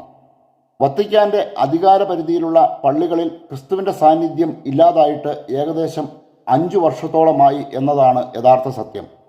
അതായത് നാം മനസ്സിലാക്കിയതുപോലെ ഫ്രാൻസിസിൻ്റെ ഔദ്യോഗിക പ്രഖ്യാപനം വരുന്നതിന് മുൻപ് തന്നെ ദൈവത്തിൻ്റെ സാന്നിധ്യം കത്തോലിക്ക പള്ളികളിൽ നിന്ന് പിൻവലിക്കപ്പെട്ടിരുന്നു. സഭാവിശ്വാസികൾ അത് ഗ്രഹിക്കുന്നതിന് വേണ്ടിയാണ് കൊറോണയെ അയച്ച് പള്ളികളെല്ലാം അടപ്പിച്ചത്. ഈ സത്യം 2020 മനോവ പ്രഖ്യാപിച്ചിട്ടുള്ളതാണ്. 2020 ഓഗസ്റ്റ് മുതൽ 4 ലേഖനങ്ങളുടെ പരമ്പര മനോവ പ്രസിദ്ധീകരിച്ചിരുന്നു. കൊറോണയുടെ പശ്ചാത്തലത്തിലാണ് ആ ലേഖനങ്ങൾ തയ്യാറാക്കിയത്. പള്ളികൾ അടച്ചുപൂട്ടിയത് ക്രിസ്തുവോ ശത്രുവോ എന്ന ചോദ്യം ശീർഷകമാക്കി ആരംഭിച്ച ലേഖന പരമ്പര ഉപസംഹരിച്ചത് ക്രിസ്തു അടച്ചുപൂട്ടുന്ന ആരാധനാലയങ്ങൾ എന്ന ശീർഷകത്തിൽ തയ്യാറാക്കിയ ലേഖനത്തോടെയായിരുന്നു. എന്തുകൊണ്ടാണ് യേശുവ ക്രൈസ്തവ സഭകളുടെ സ്ഥാപനങ്ങളിൽ നിന്നും തൻ്റെ സാന്നിധ്യം പിൻവലിച്ചത് എന്നറിയണമെങ്കിൽ ഈ ദൈവിക നിയമം ശ്രദ്ധിക്കുക. ഇവയിൽ ഒന്നുകൊണ്ടും നിങ്ങൾ അശുദ്ധരാകരുത്. ഞാൻ നിങ്ങളുടെ മുൻപിൽ നിന്ന് അകറ്റിക്കളയുന്ന ജനതകൾ ഇവ മൂലം തങ്ങളെ തന്നെ അശുദ്ധരാക്കിയിരുന്നു. ആ ദേശവും അശുദ്ധമായിരുന്നു. അതിൻ്റെ അകൃത്യത്തിന് ഞാൻ അതിനെ ശിക്ഷിക്കും. അത് അതിലെ നിവാസികളെ പുറന്തള്ളുകയും ചെയ്യും. നിങ്ങളും നിങ്ങളുടെ ഇടയിൽ വസിക്കുന്ന വിദേശീയരും എൻ്റെ കൽപ്പനകളും പ്രമാണങ്ങളും പാലിക്കുകയും ഇത്തരം മ്ലേച്ഛമായ പ്രവൃത്തികളിൽ ഏർപ്പെടാതിരിക്കുകയും വേണം. നിങ്ങൾക്ക് മുൻപ് ഈ നാട്ടിൽ വസിച്ചിരുന്നവർ ഈ വിധം മ്ലേച്ഛതകൾ കൊണ്ട് നാട് മലിനമാക്കി. ആകയാൽ ഈ ദേശം നിങ്ങൾക്ക് മുൻപുണ്ടായിരുന്നവരെ പുറന്തള്ളിയതുപോലെ അതിനെ അശുദ്ധമാക്കുക വഴി നിങ്ങളെയും പുറന്തള്ളാതിരിക്കാൻ സൂക്ഷിച്ചുകൊള്ളുവിൻ. ഇത്തരം മ്ലേച്ഛ പ്രവൃത്തികൾ ചെയ്യുന്നവൻ സ്വജനത്തിൽ നിന്നും വിച്ഛേദിക്കപ്പെടണം. നിങ്ങൾക്ക് മുൻപ് നടമാടിയിരുന്ന ഈ മ്ലേച്ഛതകളിൽ വ്യാപരിച്ച് നിങ്ങളെ തന്നെ അശുദ്ധരാക്കരുത് എന്ന എൻ്റെ കൽപ്പന അനുസരിക്കുവിൻ. ഞാനാണ് നിങ്ങളുടെ ദൈവമായ യാഹ്വേ. ലേവ്യരുടെ പുസ്തകം 18-ാം അധ്യായം 24 മുതൽ 30 വരെയുള്ള വാക്യങ്ങൾ. യേശുവായോ അവിടുത്തെ ദൂതന്മാരോ ഇന്ന് പള്ളികളുടെ പരിസരത്ത് പോലും വരില്ല എന്ന യാഥാർത്ഥ്യം സകലരും അറിഞ്ഞിരിക്കുക. ഇന്ന് പള്ളികളിൽ നടക്കുന്നത് വെറും നാടകങ്ങൾ മാത്രമാണ്. മാത്രവുമല്ല, യേശുവായുടെ യഥാർത്ഥ സഭ ഇപ്പോൾ എടുക്കപ്പെട്ടുകൊണ്ടിരിക്കുന്നുവെന്ന സത്യം നാം തിരിച്ചറിയുകയും വേണം. യേശുവായുടെ സഭ എടുക്കപ്പെടുന്നു.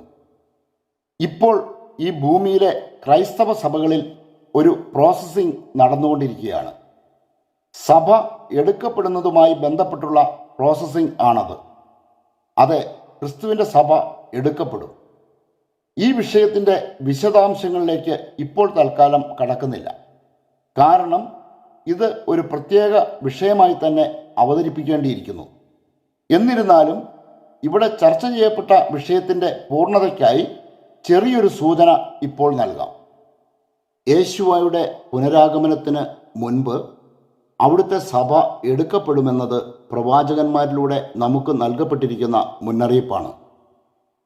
യേശുവയുടെ ആടുകളെ നാശത്തിലേക്ക് നയിക്കുന്ന ഇടയന്മാരുടെ കരാളഹസ്തങ്ങളിൽ നിന്ന് വിടുവിക്കുന്ന പ്രക്രിയയ്ക്കാണ് സഭയുടെ എടുക്കപ്പെടൽ എന്ന് പറയുന്നത്. ഈ പ്രവചനം ശ്രദ്ധിക്കുക. പുരോഹിതൻ അധരത്തിൽ ജ്ഞാനം സൂക്ഷിക്കണം. ജനം പ്രബോധനം തേടി അവനെ സമീപിക്കണം. അവൻ സൈന്യങ്ങളുടെ യാഹ്വയുടെ ദൂതനാണ്. എന്നാൽ നിങ്ങൾ വഴിതെറ്റിപ്പോയിരിക്കുന്നു.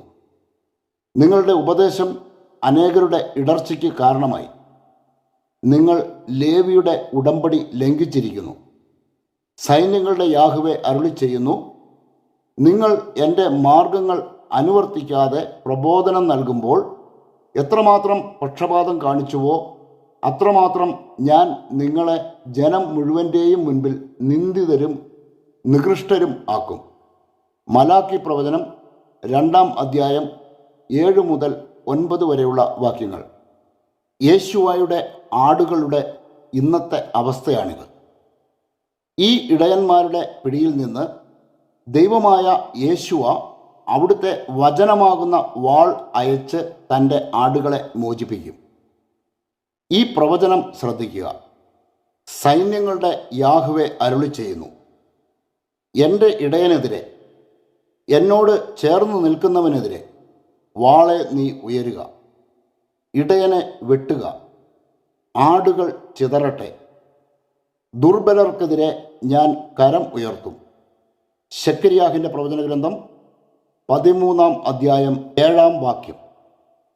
ആടുകൾ ചിതറിക്കപ്പെട്ടാൽ മാത്രമേ അവരെ വ്യാജ ഇടയന്മാരുടെ പിടിയിൽ നിന്ന് മോചിപ്പിക്കാൻ കഴിയുകയുള്ളൂ. വ്യാജ ഇടയന്മാരുടെ സംഘമാണ് ഇന്ന് ആടുകളുടെ ഉടമസ്ഥർ ചമഞ്ഞ് നടക്കുന്നത്. പ്രധാന ഇടയൻ വ്യാജനായിരിക്കുന്നത് കൊണ്ട് തന്നെ അവൻ്റെ ആജ്ഞാനുവർത്തികളായ സഹ ഇടയന്മാരും ഫലത്തിൽ വ്യാജന്മാർ തന്നെ. അതുകൊണ്ട് തന്നെ വാൾ അയച്ച് വ്യാജ ഇടയന്മാരിൽ നിന്ന് ആടുകളെ മോചിപ്പിക്കേണ്ടത് അനിവാര്യമാണ്. ഈ പ്രവചനം നോക്കുക. ആട്ടിൻകൂട്ടത്തെ ഉപേക്ഷിച്ച് കളയുന്ന എൻ്റെ നീചനായ ഇടയന് ദുരിതം. വാൾ അവൻ്റെ കൈ ഛേദിക്കട്ടെ, വലത്ത് കണ്ണ് ചുഴുന്നെടുക്കട്ടെ, അവൻ്റെ കൈ പൂർണ്ണമായും ശോഷിച്ചു പോകട്ടെ, അവൻ്റെ വലത്ത് കണ്ണ് തീർത്തും അന്ധമാകട്ടെ. ശെക്കര്യാഹിൻ്റെ പ്രവചന ഗ്രന്ഥം 11-ാം അധ്യായം 17-ാം വാക്യം. വിവിധ സഭകളിലായി ചിതറിക്കിടക്കുന്ന യഥാർത്ഥ വിശ്വാസികളെ ഒരുമിച്ച് കൂട്ടുകയും ഒരിടയനും ഒരു തൊഴുത്തും എന്ന അവസ്ഥയിൽ ആക്കി തീർക്കുകയും ചെയ്യുന്ന പ്രക്രിയയാണ് സഭയുടെ എടുക്കപ്പെടൽ. ആടുകളുടെ ഇന്നത്തെ അവസ്ഥ നോക്കുക. ഇടയന്മാർ വഴി തെറ്റിച്ച് മലകളിൽ ചിതറി നഷ്ടപ്പെട്ട ആടുകളാണ് എൻ്റെ ജനം. അവ മലകളും കുന്നുകളും താണ്ടി തങ്ങളുടെ ആല മറന്നുപോയി. കണ്ടവർ അവയെ വിഴുങ്ങി. അവയുടെ ശത്രുക്കൾ പറഞ്ഞു, തങ്ങളുടെ പിതാക്കന്മാരുടെ യഥാർത്ഥമായ അഭയവും പ്രത്യാശയുമായ യാഹ്വയ്ക്കെതിരെ അവർ പാപം ചെയ്തു. അതിനാൽ ഞങ്ങൾക്ക് കുറ്റമില്ല. യിരെമ്യാഹിൻ്റെ പ്രവചന ഗ്രന്ഥം 50-ാം അധ്യായം 6-7 വാക്യങ്ങൾ. ആദ്യ നൂറ്റാണ്ടിൽ യേശുവയുടെ സഭ എങ്ങനെയായിരുന്നുവോ ആ അവസ്ഥയിലേക്ക് അവിടുത്തെ സഭ ആയിത്തീരും. അങ്ങനെ പുനരുദ്ധരിക്കപ്പെടുന്ന സഭയിലേക്കാണ് യേശുവ വീണ്ടും വരുന്നത്. അതായത് യേശുവയുടെ പുനരാഗമനത്തിന് മുൻപ് തന്നെ അവിടുത്തെ സഭ ആദ്യ നൂറ്റാണ്ടിൽ ആയിരുന്ന അവസ്ഥയിലേക്ക് പരിവർത്തിക്കണം. അതിൻ്റെ ക്രമീകരണമാണ് ഇപ്പോൾ നടക്കുന്നത്. കാരണം യേശുവയുടെ പുനരാഗമനത്തിൻ്റെ കൗണ്ട് ഡൗൺ തുടങ്ങിക്കഴിഞ്ഞു. ആദിമസഭ ഇന്നും ഈ ഭൂമിയിലുണ്ട്. എന്നാൽ ആ സഭയിലെ അംഗങ്ങൾ ഇന്ന് വിവിധ സഭകളിലും സമൂഹങ്ങളിലുമായി ചിതറിക്കഴിയുകയാണ്. അവരെയെല്ലാം തൻ്റെ യഥാർത്ഥ സഭയിലേക്ക് യേശുവ പുനരാനയിക്കുമ്പോൾ ഒരു ഇടയനും ഒരു തൊഴുത്തുമാകും. ഇന്ന് ഈ ഭൂമിയിൽ അനേകം സഭകളും സമൂഹങ്ങളും ക്രിസ്തുവിൻ്റെ പേരിലുണ്ടെങ്കിലും അവയിൽ കത്തോലിക്ക സഭയ്ക്ക് വേറിട്ട പ്രസക്തിയുണ്ട്. എന്തെന്നാൽ അംഗങ്ങളുടെ എണ്ണത്തിലും ആധികാരികതയിലും കത്തോലിക്ക സഭയ്ക്ക് മുന്നിൽ വേറൊരു സഭയുമില്ല. യേശുവ ഈ ഭൂമിയിൽ മനുഷ്യനായി വന്നപ്പോൾ ഇസ്രായേലിൽ യഹൂദാഭവനം എങ്ങനെയായിരുന്നുവോ അതാണ് ക്രൈസ്തവ സഭകൾക്കിടയിൽ കത്തോലിക്ക സഭയുടെ സ്ഥാനം. 2000 വർഷങ്ങൾക്ക് മുമ്പ് യേശുവ ഈ ഭൂമിയിൽ വന്നപ്പോൾ ഇസ്രായേൽ ചിതറിക്കപ്പെട്ട അവസ്ഥയിലായിരുന്നുവെന്ന് നമുക്കറിയാം. വിജാതീയരുമായി ഇടകലർന്ന് മലിനപ്പെട്ട ശമരിയാക്കാരെ അപേക്ഷിച്ച് യഹൂദ ഗോത്രത്തിനുണ്ടായിരുന്ന ഏക യോഗ്യത ഇസ്രായേലിൻ്റെ വിമോചകനും രക്ഷകനുമായ യേശുവ മനുഷ്യനായി ജനിക്കുന്ന ഗോത്രം എന്ന യോഗ്യത മാത്രമായിരുന്നു.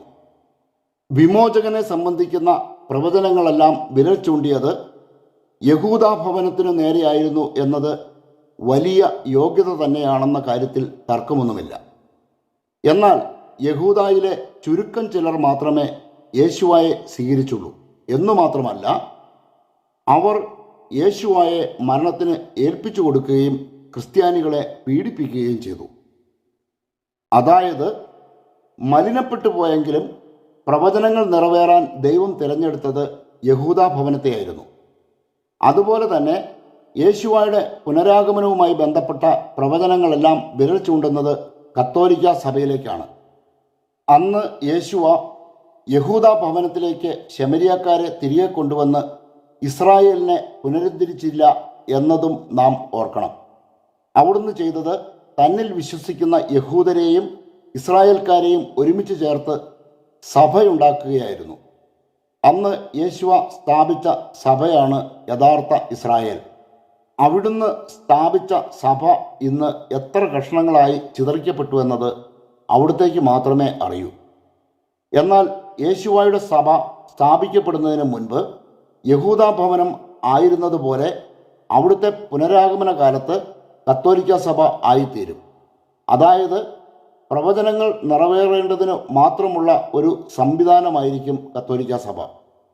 യേശുവയുടെ മനുഷ്യാവതാര കാലത്ത് ഹെരോദോസ് രാജാവിനുണ്ടായിരുന്ന വിലയായിരിക്കും അവിടുത്തെ പുനരാഗമനത്തിൽ കത്തോലിക്ക സഭയിലെ പോപ്പിന് ഉണ്ടായിരിക്കുന്നത്. സകല മ്ലേച്ഛതകളും സ്ഥാപിക്കുകയും ദൈവത്തിൻ്റെ നിയമങ്ങളെ തള്ളിക്കളയുകയും ചെയ്ത ഒരു സമൂഹത്തോടൊപ്പം ചേർന്ന് നിൽക്കാൻ യേശുവ ഇന്ന് മനുഷ്യൻ മാത്രമല്ല, അസഹിഷ്ണുവും ദഹിപ്പിക്കുന്ന അഗ്നിയുമായ ദൈവമാണ്. ഈ ദൈവത്തെ എല്ലാ സഭകളെയും പോലെ കത്തോലിക്ക സഭയും തങ്ങളുടെ സമൂഹത്തിൽ നിന്ന് തുരത്തി എന്നതാണ് യാഥാർത്ഥ്യം. ദൈവമായ യാഹുവയെ തുരത്തിയെന്ന് പറഞ്ഞതിൽ ആരും അതിശയിക്കേണ്ട. കാരണം മനോവ ഇവിടെ പ്രവാചക വചനം ഉദ്ധരിക്കുക മാത്രമാണ് ചെയ്തത്. ഈ പ്രവചനം ശ്രദ്ധിക്കുക. ദൈവത്തിൽ നിന്നുള്ള ദർശനങ്ങളിൽ എന്നെ യെരുശലേമിൽ അകത്തെ അങ്കണത്തിൻ്റെ വടക്കേ വാതിൽക്കലേക്ക് കൊണ്ടുപോയി. അസൂയ ജനിപ്പിക്കുന്ന അസൂയ വിഗ്രഹത്തിൻ്റെ പീഠം അവിടെ ഉണ്ടായിരുന്നു. അതാ അവിടെ ഇസ്രായേലിൻ്റെ ദൈവത്തിൻ്റെ മഹത്വം.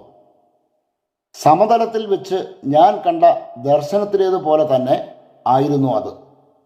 അവൻ എന്നോട് അരുളി ചെയ്തു, മനുഷ്യപുത്ര, വടക്ക് ദിക്കിലേക്ക് കണ്ണുകൾ ഉയർത്തുക.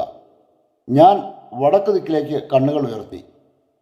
അതാ ബലിപീഠത്തിൻ്റെ വാതിൽക്കൽ വടക്ക് വശത്ത് ആ അസൂയ വിഗ്രഹം നിൽക്കുന്നു. അവൻ എന്നോട് അരുളി ചെയ്തു, മനുഷ്യപുത്ര, അവർ ചെയ്യുന്നത് നീ കാണുന്നുണ്ടോ? എൻ്റെ വിശുദ്ധ സ്ഥലത്തു നിന്ന് എന്നെ തുരത്താൻ വേണ്ടി ഇസ്രായേൽ ജനം അവിടെ ചെയ്തു കൂട്ടുന്ന കടുത്ത മ്ലേച്ഛതകൾ നീ കാണുന്നുണ്ടോ? ഇതിനേക്കാൾ വലിയ മ്ലേച്ഛതകൾ നീ ഇനിയും കാണും. യെസക്കിയേലിൻ്റെ പ്രവചനം 8-ാം അധ്യായം 3 മുതൽ 6 വരെയുള്ള വാക്യങ്ങൾ. യെസക്കിയേലിൻ്റെ പ്രവചനത്തിൽ ഭാവി ദൈവാലയം എന്ന് വായിക്കുന്നുണ്ട്. യെസക്കിയേൽ പ്രഖ്യാപിച്ച ഭാവി ദൈവാലയം എന്നത് ക്രൈസ്തവ സഭയാണ്. പുരാതന ദൈവാലയത്തിൽ മ്ലേച്ഛത പ്രതിഷ്ഠിക്കപ്പെട്ടപ്പോൾ ആ ആലയത്തിൽ നിന്ന് ദൈവത്തിൻ്റെ സാന്നിധ്യം അകന്നുപോയി. ദൈവം തൻ്റെ വിശുദ്ധ നിയമങ്ങളാൽ നിഷിദ്ധമാക്കിയ നിഷിദ്ധ വസ്തുക്കൾ ദൈവാലയത്തിൽ പ്രതിഷ്ഠിച്ചപ്പോഴാണ് ഈ അവസ്ഥ ഉണ്ടായത്. മ്ലേച്ഛത സ്ഥാപിക്കപ്പെട്ടാൽ ദൈവം അവിടെ നിൽക്കില്ലെന്ന് സാത്താന് നന്നായി അറിയാം. അതിനാൽ തന്നെ മ്ലേച്ഛത സ്ഥാപിച്ചതിന് പിന്നിൽ ദൈവാത്മാവിനെ തുരത്തുകയെന്ന ലക്ഷ്യം സാത്താൻ്റെ ആജ്ഞാനുവർത്തികൾക്കുണ്ടായിരുന്നു എന്ന് വേണം മനസ്സിലാക്കാൻ. അതായത് വിശുദ്ധ സ്ഥലത്തു നിന്നും ദൈവത്തെ തുരത്താൻ വിശുദ്ധ സ്ഥലം അവർ അശുദ്ധമാക്കി. അതെ, മനുഷ്യനിർമ്മിതമായ പുരാതന ദൈവാലയത്തിൽ സ്ഥാപിക്കപ്പെട്ടതിനേക്കാൾ വലിയ മ്ലേച്ഛതകൾ ആണ് ദൈവം നിർമ്മിച്ച പുതിയ ദൈവാലയമായ സഭയിൽ ഇന്ന് സ്ഥാപിക്കപ്പെട്ടിരിക്കുന്നത്. വിശുദ്ധ സ്ഥലത്ത് വച്ച് വിജാതിയർക്ക് തങ്ങളുടെ മക്കളെ വിവാഹം ചെയ്തു കൊടുത്തു. ഈ പ്രവചനം നോക്കുക. യഹൂദ വിശ്വാസവഞ്ചന കാണിച്ചിരിക്കുന്നു. യെരുശലേമിലും ഇസ്രായേലിലും മ്ലേച്ഛ പ്രവൃത്തികൾ നടന്നിരിക്കുന്നു. യാഹുവയ്ക്ക് പ്രിയപ്പെട്ട വിശുദ്ധ മന്ദിരത്തെ യഹൂദ അശുദ്ധമാക്കി അന്യദൈവത്തിൻ്റെ പുത്രിയെ വിവാഹം ചെയ്തിരിക്കുന്നു. ഇങ്ങനെ ചെയ്യുന്നവന് വേണ്ടി സാക്ഷ്യം നിൽക്കുകയോ സൈന്യങ്ങളുടെ യാഹുവയ്ക്ക് കാഴ്ചയർപ്പിക്കുകയോ ചെയ്യുന്നവനെ യാക്കോബിൻ്റെ കൂടാരത്തിൽ നിന്നും യാഹുവെ വിച്ഛേദിക്കട്ടെ. മലാഖി പ്രവചനം 2-ാം അധ്യായം 11-12 വാക്യങ്ങൾ. ഒരു കാര്യം നാം പ്രത്യേകമായി ശ്രദ്ധിക്കണം. എന്തെന്നാൽ വിനാശകരമായ മ്ലേച്ഛത എവിടെയെങ്കിലും പ്രതിഷ്ഠിക്കപ്പെട്ടതായി കണ്ടാൽ ആ ഇടത്തോട് എന്ത് സമീപനമാണ് നാം സ്വീകരിക്കേണ്ടത് എന്നതിന് ലോത്തും അവൻ്റെ കുടുംബവുമാണ് നമുക്ക് മുൻപിലുള്ള ദൃഷ്ടാന്തം. മ്ലേച്ഛതയുടെ പട്ടണങ്ങളുടെ മേൽ ദൈവം വിനാശം അയച്ചപ്പോൾ ലോത്തിനെയും കുടുംബത്തെയും രക്ഷിക്കാൻ അവിടുന്ന് തീരുമാനിച്ചു.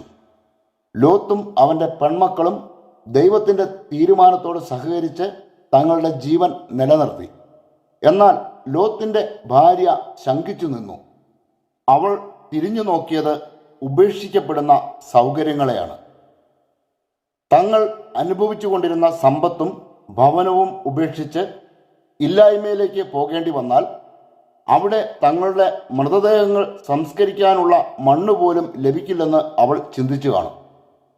6 അടി മണ്ണെങ്കിലും സ്വന്തമായി ലഭിക്കാൻ സാധ്യതയുള്ള ഇടത്തേക്ക് അവൾ തിരിഞ്ഞു നോക്കിയപ്പോൾ അവൾ അവിടെ ഉപ്പുതൂണായി ഉറച്ചുപോയി. ഇന്നും അത് നമുക്ക് മുൻപിൽ ഒരു ഭീകര ദൃഷ്ടാന്തമായി നിലകൊള്ളുന്നു. വിനാശകരമായ മ്ലേച്ഛത സഭയിൽ പ്രതിഷ്ഠിക്കപ്പെട്ടത് കാണുമ്പോൾ ആദിമസഭയുടെ കൂട്ടായ്മയിലേക്ക് ഓടിമാറാൻ തയ്യാറാകാത്ത സകലരും ലോത്തിൻ്റെ ഭാര്യയെപ്പോലെ ഉപ്പുതൂണുകളായി മാറുമെന്ന് മറക്കരുത്. ക്രിസ്തു തൻ്റെ സഭയെ പുനരുദ്ധരിക്കുന്ന ഈ നാളുകളിൽ നാം അവനോട് സഹകരിക്കണം. അതെ, സഭ എടുക്കപ്പെടുമ്പോൾ ആ സഭയിലായിരിക്കണം നമ്മുടെ സ്ഥാനം. മറിച്ച് വിനാശം നിഴൽ വിരിച്ചു നിൽക്കുന്ന മരണത്തിൻ്റെ താഴ്വരയിലെ ഉപ്പുതൂണുകളായി നാം മാറരുത്. ഈ സന്ദേശം ഇവിടെ അപൂർണമായി ഉപസംഹരിക്കുമ്പോൾ അർഹിക്കുന്ന ഗൗരവത്തോടെ ചിന്തിക്കേണ്ടത് യേശുവായുടെ പുനരാഗമനത്തിനുള്ള കൗണ്ട് ഡൗൺ 2024 ആരംഭിക്കുന്നതിനെ സംബന്ധിച്ചാണ്. ഈ ലോകത്തിൻ്റെ മനുഷ്യരെ സംബന്ധിച്ചിടത്തോളം മനോവയുടെ വാക്കുകളെ ഭ്രാന്തൻ ജൽപ്പനങ്ങളായി പരിഹസിച്ച് തള്ളിയേക്കാം. നോഹിൻ്റെ കാലത്ത് ജീവിച്ചിരുന്നവരും അങ്ങനെ തന്നെയായിരുന്നു. ജലം അവരെ മൂടുകയും അപരിഹാര്യമായ ദുരന്തം വിഴുങ്ങുകയും ചെയ്തപ്പോൾ അവർ തിരിച്ചറിഞ്ഞു. അതുകൊണ്ട് മനോവ സംസാരിക്കുന്നത് ലോകത്തോടല്ല, ലോകത്തിൽ നിന്ന് ദൈവം തിരഞ്ഞെടുത്തവരോടാണ്.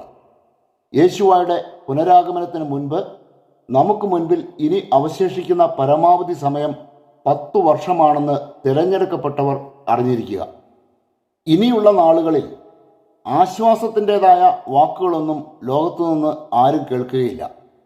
കാരണം എതിർ ക്രിസ്തുവിൻ്റെ ഭരണത്തിലേക്ക് ലോകം പ്രവേശിക്കാൻ പോവുകയാണ്.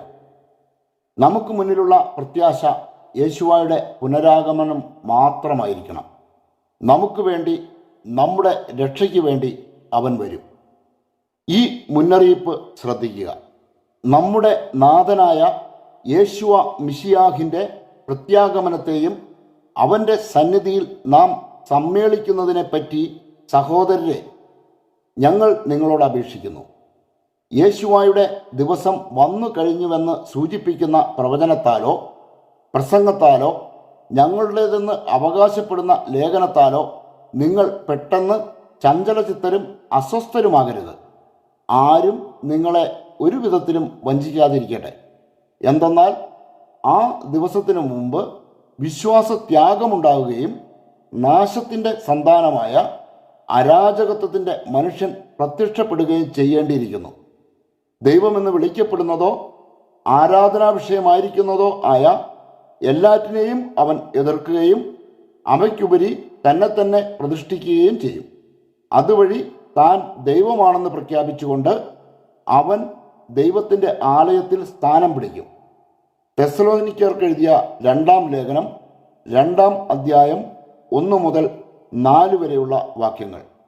മറ്റൊരു മുന്നറിയിപ്പ് ഇങ്ങനെ വായിക്കുന്നു: നാഥനായ യേശുവ തൻ്റെ വായിൽ നിന്നുള്ള നിശ്വാസം കൊണ്ട് അവനെ സംഹരിക്കുകയും തൻ്റെ പ്രത്യാഗമനത്തിൻ്റെ പ്രഭാപൂരത്താൽ അവനെ ഉന്മൂലനം ചെയ്യുകയും ചെയ്യും. തെസ്സലോനിക്കർക്ക് എഴുതിയ 2-ാം ലേഖനം 2-ാം അധ്യായം 8-ാം വാക്യം. അതെ, നമ്മുടെ ശത്രുവിനെ യേശുവ സംഹരിക്കും.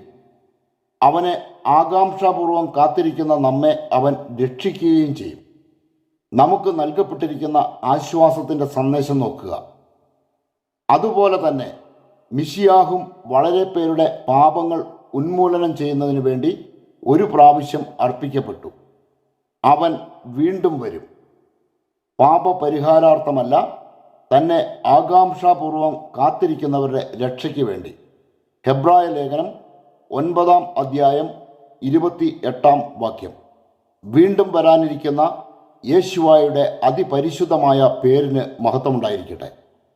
ഇന്ന് മനോവ ഇവിടെ നൽകിയ ഈ സന്ദേശത്തിൽ ജീവനും രക്ഷയുമുണ്ട്. രക്ഷയുടേതും ജീവൻ്റേതുമായ ഈ സന്ദേശം നിങ്ങളുടെ സഹോദരങ്ങൾക്കും സ്നേഹിതർക്കും കുടുംബത്തിലുള്ള സകലർക്കും അയച്ചു കൊടുക്കാനായിട്ട് മറക്കരുത്. എന്തെന്നാൽ അവരും രക്ഷിക്കപ്പെടുകയും ജീവിക്കുകയും ചെയ്യട്ടെ. ഈ ചാനൽ ഇതുവരെയും സബ്സ്ക്രൈബ് ചെയ്യാത്തവർ സബ്സ്ക്രൈബ് ചെയ്യണമെന്ന് ഒരിക്കൽ കൂടി ഓർമ്മിപ്പിക്കുന്നു. യേശുവായുടെ അതിപരിശുദ്ധമായ പേരിന് മഹത്വം.